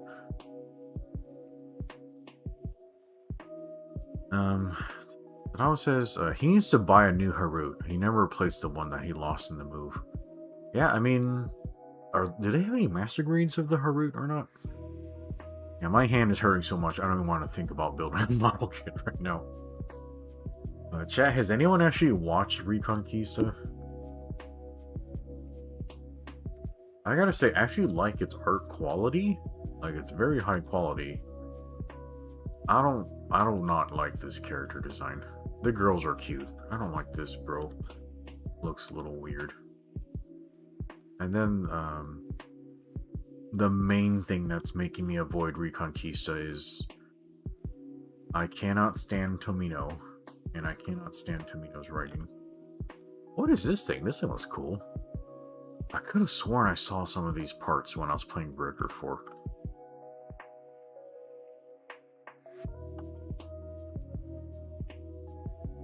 Oh yeah, he's got this super, like, toothpaste mode or something.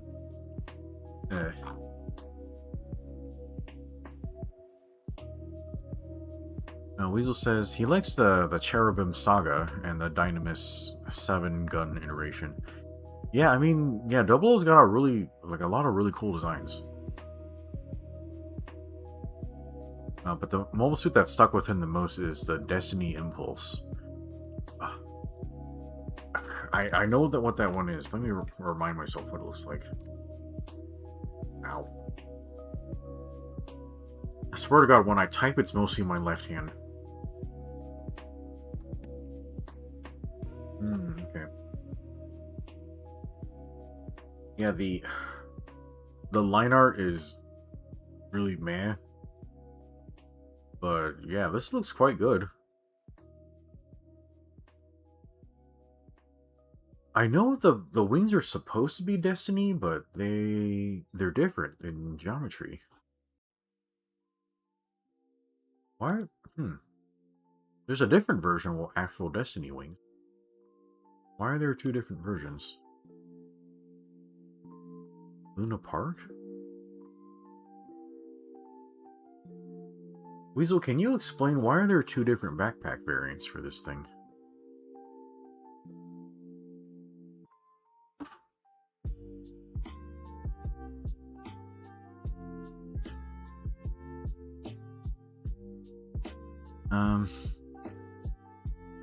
Okay, Apollo says he has two things he loves on a mobile suit. A long overhanging chest like the Eclipse or the Chimeras Vidar, and big heels.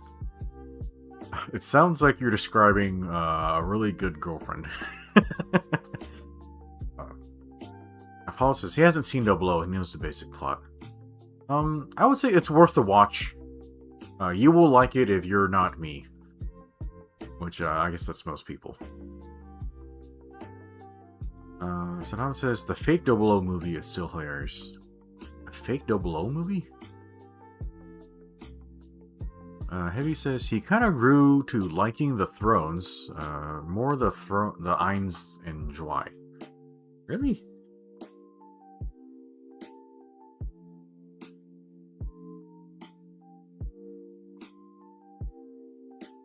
I mean, I can see people enjoying the Thrones if they're really fun in a video game. They were in a bunch of games and they seem pretty good.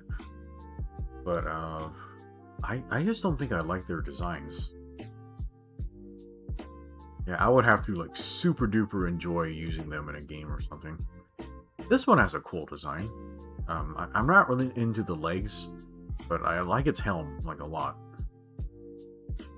This, in my opinion, this one looks fucking terrible. And I guess this one had the most screen time because, you know, Ali stole it. Spoilers, by the way. Yeah, just all Buster Sword and funnels and bullshit. But, you know, that's a good, conceptually. But yeah, I think... I had a lot of trouble liking them because of the pilots. Like, those were just some fucking terrible characters, and personally, like, I think that was the moment where, one of the moments where Double O kind of shit the bed, because I felt like the whole time I was watching Double O, I was like struggling to like the story and the characters, and then eventually, like, it builds up to a point where, wow, it kind of feels like the characters have chemistry together.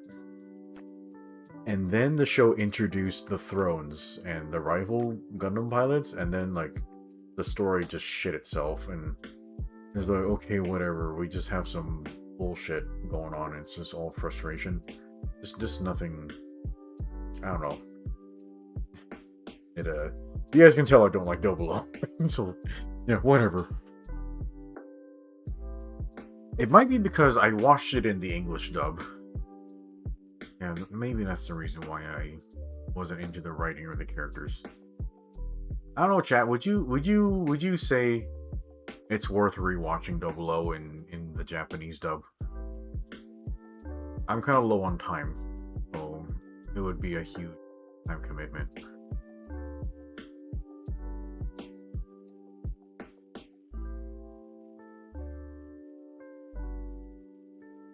Weasel says they do have a Patrick Colasar, the immortal joke character who can't seem to die. And he gets the girl. Yeah, I understand why people are so amused by Patrick, but honestly, I couldn't stand the guy. Because Gundam 00 was already fucking struggling to make me like it, and it's like every time this bro is on screen, it's such a waste of time. Like, I understand it's amusing and entertaining for everyone else, but for me, that time could have been used to make the main character likable or something, but they didn't use their time that way. But yeah, I can see the appeal of Patrick. He is funny. But yeah, I was just so frustrated by everything else that I couldn't really enjoy Patrick being on the screen. Does he have a What the fuck is this thing? Oh, it's a GNX. I think it's supposed to be pronounced Jinx.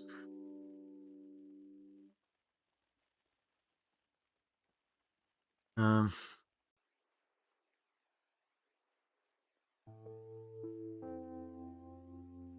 He says, no, Zero, it's the kids who are wrong.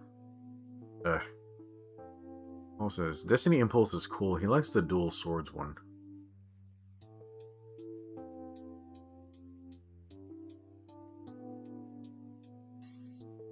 Heavy says, something funny? What the hell is that character you typed in? Is what that G-Reco suit was. I'll have to look it up later. Paul says he thinks there's 4 or 5 different Destiny impulses. Holy shit. Weasel explains the impulse are move the core fighter to the backpack. That's a good idea, unless you get shot in the back. There's a white Destiny impulse. Yeah, I know they like their recolors and P-Bandites and stuff. Weasel says the Destiny Impulse R is not made with the same tech as the original Impulse. Destiny Impulse is test bed for Destiny due to structure issues and power supply. Yeah, I do wish the AU stores would take their time a little bit more with mobile suit development. I want to see more like test beds and gradual growth. But yeah, they're kind of in a hurry to kind of just fart out designs and sell model kits and stuff. Maybe says, well, the Trinities were not really meant to be liked. I feel more like a waste of time to him. Well, I know that they're villains, but you can have villains that are likable or villains that are entertaining, and the Trinities were neither. Like, just all of their screen time just felt annoying, and they just had nothing going on in terms of story, really. Chat, can you think of some villains that you really, really enjoy or you find entertaining? I really like Trey's Kushrenada. Just the charisma of that character. He steals every scene that he's in. He's such a cool villain. And, he ends up, he's a god tier villain, dude. He's even more correct than everybody else in the universe. And then this is gonna sound really fucking weird, but here's a show nobody talks about. We talk about it so little that I can't remember its name.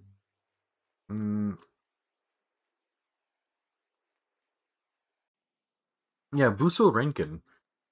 Yeah, so my favorite manga I've ever read is Rurouni Kenshin. And Buso Renkin is written by the same mangaka. I can't remember the guy's name. And so Kenshin was his super serious, super down to earth story. And Buso Renkin just kind of felt like he was just letting his hair down, and I just want to do some fantasy bullshit where I don't need to think so hard about the choreography or whatever. He just wanted to do some cool shit. That's what Buso Renkin is. And I actually ended up really liking it when I watched the show. I really liked the characters.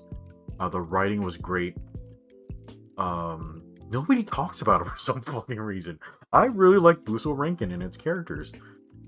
And this is gonna be fucking weird, but I think my favorite character is actually the villain. And okay, chat, I'm gonna bring something on screen that's gonna hurt everybody's soul. But this is the villain, and he's my favorite character. So this bro is just sitting out here with his banana hammock, just out and stabbing people in the eyes. This dude is gay as fuck. And he is incredibly fucking evil. But he's actually the most entertaining part of the show. This guy is so fucking funny and so fucking entertaining. He is a horrible monster that eats people. But the writing for this character was so good. Because, spoilers, what's going on with him is he's got this terminal illness, and he's like, yeah, he's like weak and frail and dying, and he's like being manipulated by his family to like just do like stuff for the inheritance and all that type of stuff, and he's like gonna fucking die. So he like figures out this technology for the Busorenkin stuff, and he transforms himself into this monster so that he can recover from his illness, and he's basically immortal now. And like he just goes fucking crazy, dude. Just the way his family treated him, like he hates everybody and shits on humanity. Like, I'm just gonna wipe out all the humans and stuff. But he gets like, after all this, like he transforms and gets all powerful and stuff. He gets beaten by the main character, and so he spends the rest of the show like trying to get a rematch with the main character, and it just I'm not gonna spoil what goes on, but just the whole time, like, he's just like, the villain is just like the best character in the show. Like, he's just fun, and he actually spends a lot of time kind of fighting the other villains, like for territory and stuff like that. So he's got a lot of really interesting dynamics, like to him.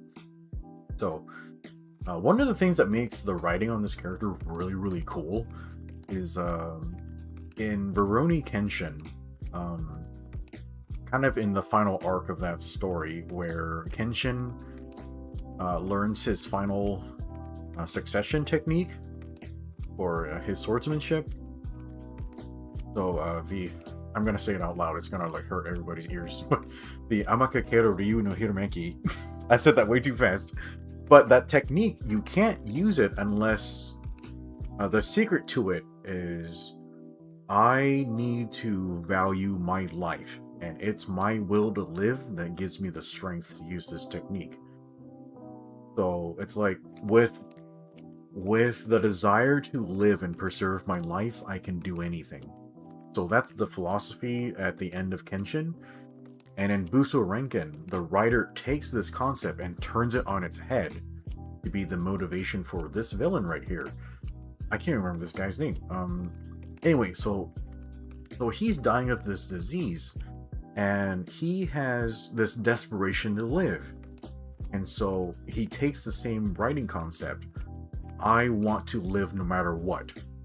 And so because of that, he commits all of these horrific atrocities. He's like doing human experimentation. He's torturing people. He's eating human flesh. He's wiping out entire neighborhoods of people. He does whatever the fuck he wants to, just so that he can breathe another second. Like, and so I thought it was just so cool that you took this like little bit of writing, and you changed it from a heroic, like a heroic aspect, like for Kenshin, and you turn it, like, give it to the villain and turn it completely the opposite way. I thought that was just so cool that the writer managed to do that. Of course, it doesn't make sense unless you watched both shows or read both books, but I just thought it was really neat that this one writer could do that, like, across his different projects. But yeah, like, outside of the really good writing for this character, obviously this guy is gay as fuck.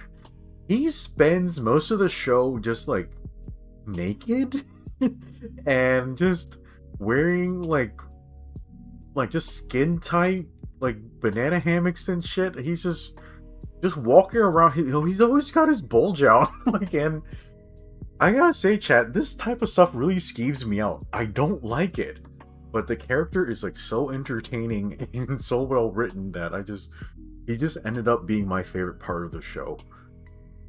He kind of reminds me of James from Pokemon, you know? Like, James, he kind of has the same energy as this character. Like, he's just so batshit insane and such a fucking joke that, like, he's just the most entertaining character in the show. Yeah, so, like, in Pokemon, like, James is actually my favorite character because he's just so funny. And James is clearly incredibly gay. Like, Look at every time he gets a chance to put on a disguise, he's always wearing a dress. Like he's so gay. What the fuck? Okay, yeah, they're not even trying to hide it. Yeah, and there's this other fucking thing where James is like wearing a swimsuit or something, but for some reason he has like huge knockers. Like that doesn't make any sense. Like they only get away with that because it's a cartoon. Look, there's like at least 50,000 examples. What is going on, bro? Yeah, here it is. Yeah, like what is happening? No. Okay, that is not canon. Did you just demonetize my channel? Yeah, it's Google's fault. It's not mine. Okay, that was clearly not canon because that doesn't happen in the episode, right? Anyway, yeah, James is fucking funny.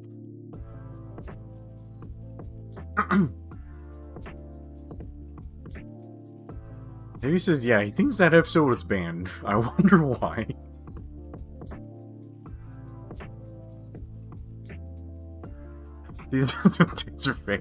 Weasel says, James is committed to the bit. Oh yeah, Caesar, I forgot to say hi, but yeah, welcome.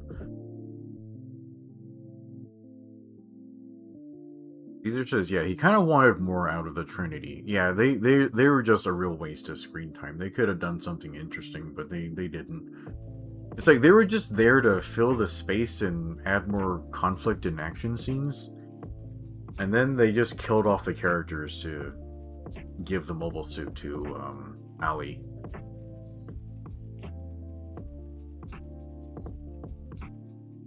Heavy says he's fabulous. He is.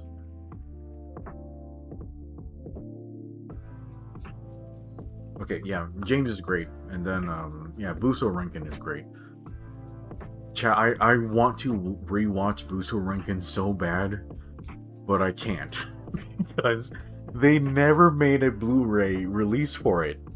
Like they only did like a DVD like release like 20 years ago, and I don't think they're gonna make more Buso Rankin like things. So I have to figure out how to watch it, but I don't think I can.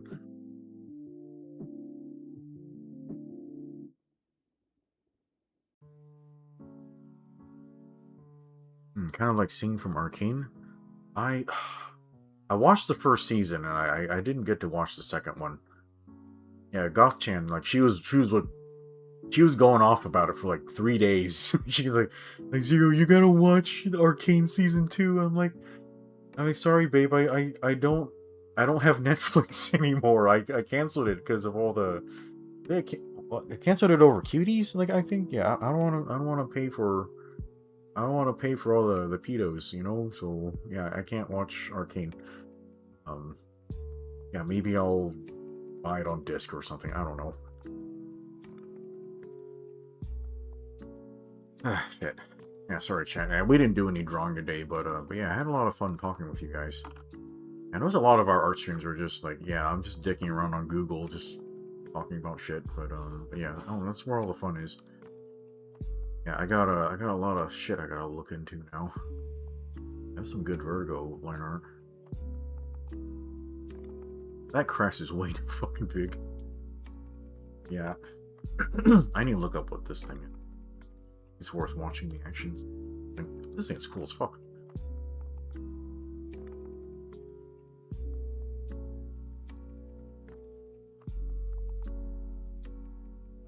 Daniel says he's gonna Google Valkyrie profile lewds.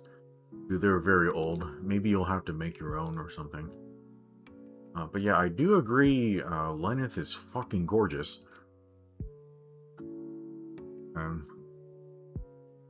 Caesar says, you getting distracted? Well, we're not gaming today, Caesar, because I injured my hand over the weekend working on some projects. So I think hopefully it should be better by tomorrow, and I really, really hope it's better by Thursday, because if not, then we can't game on Thursday either. Yeah, I was supposed to be playing Pragmata post game today, but yeah, I didn't. Yeah, just my hand's too fucked up. Yeah. Okay, well, chat, it is getting late. I'm having a tremendous amount of fun talking with you guys, but I think I gotta go because yeah, I have work tomorrow. I gotta go to the office. I actually need to go vote tomorrow because yeah, there's a bunch of like primary runoff elections, and I'm gonna go vote for hopefully the lesser evil, but yeah, there's a bunch of rhinos in office, and I want them out. But yeah, I gotta go vote tomorrow. Yeah, so tomorrow, this week is early voting, and then the actual primaries like on Tuesday. So yeah, I gotta go do that tomorrow morning. Yeah. By the way, Apollo, are you voting for the Restore Party? If you haven't, look it up. I think you would be interested in it. Yeah, for you guys over in the UK. Yeah, they're very new, but I think that's the way to go.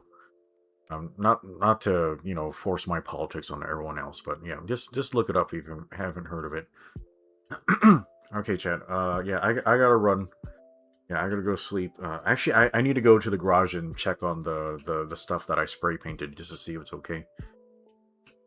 No, Daniel, I'm not in Brandon Herrera's district. So his territory is over in San Antonio, and so that's all west. So I'm not in that part of Texas.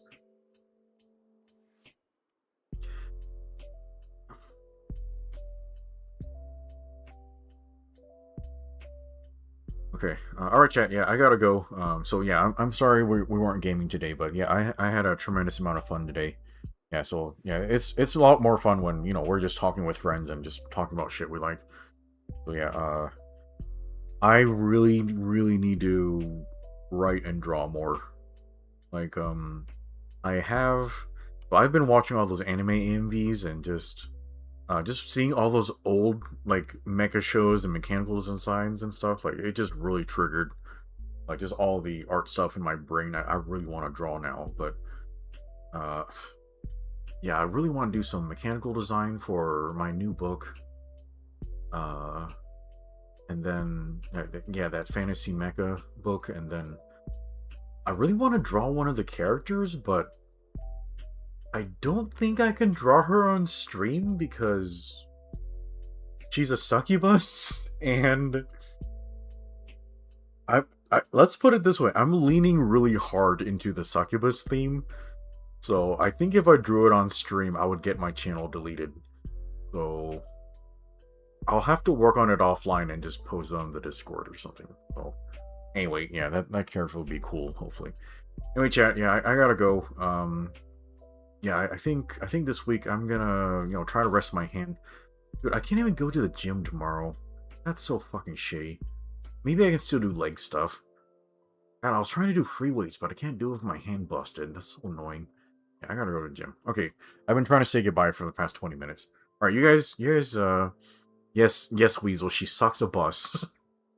Yeah, she'll suck your soul out. Yeah, through your vehicle. All right, chat, I'm hanging up on you now. Yeah, everyone go like and subscribe, and you guys go have a good night and all that type of shit. All right, later, goodbye.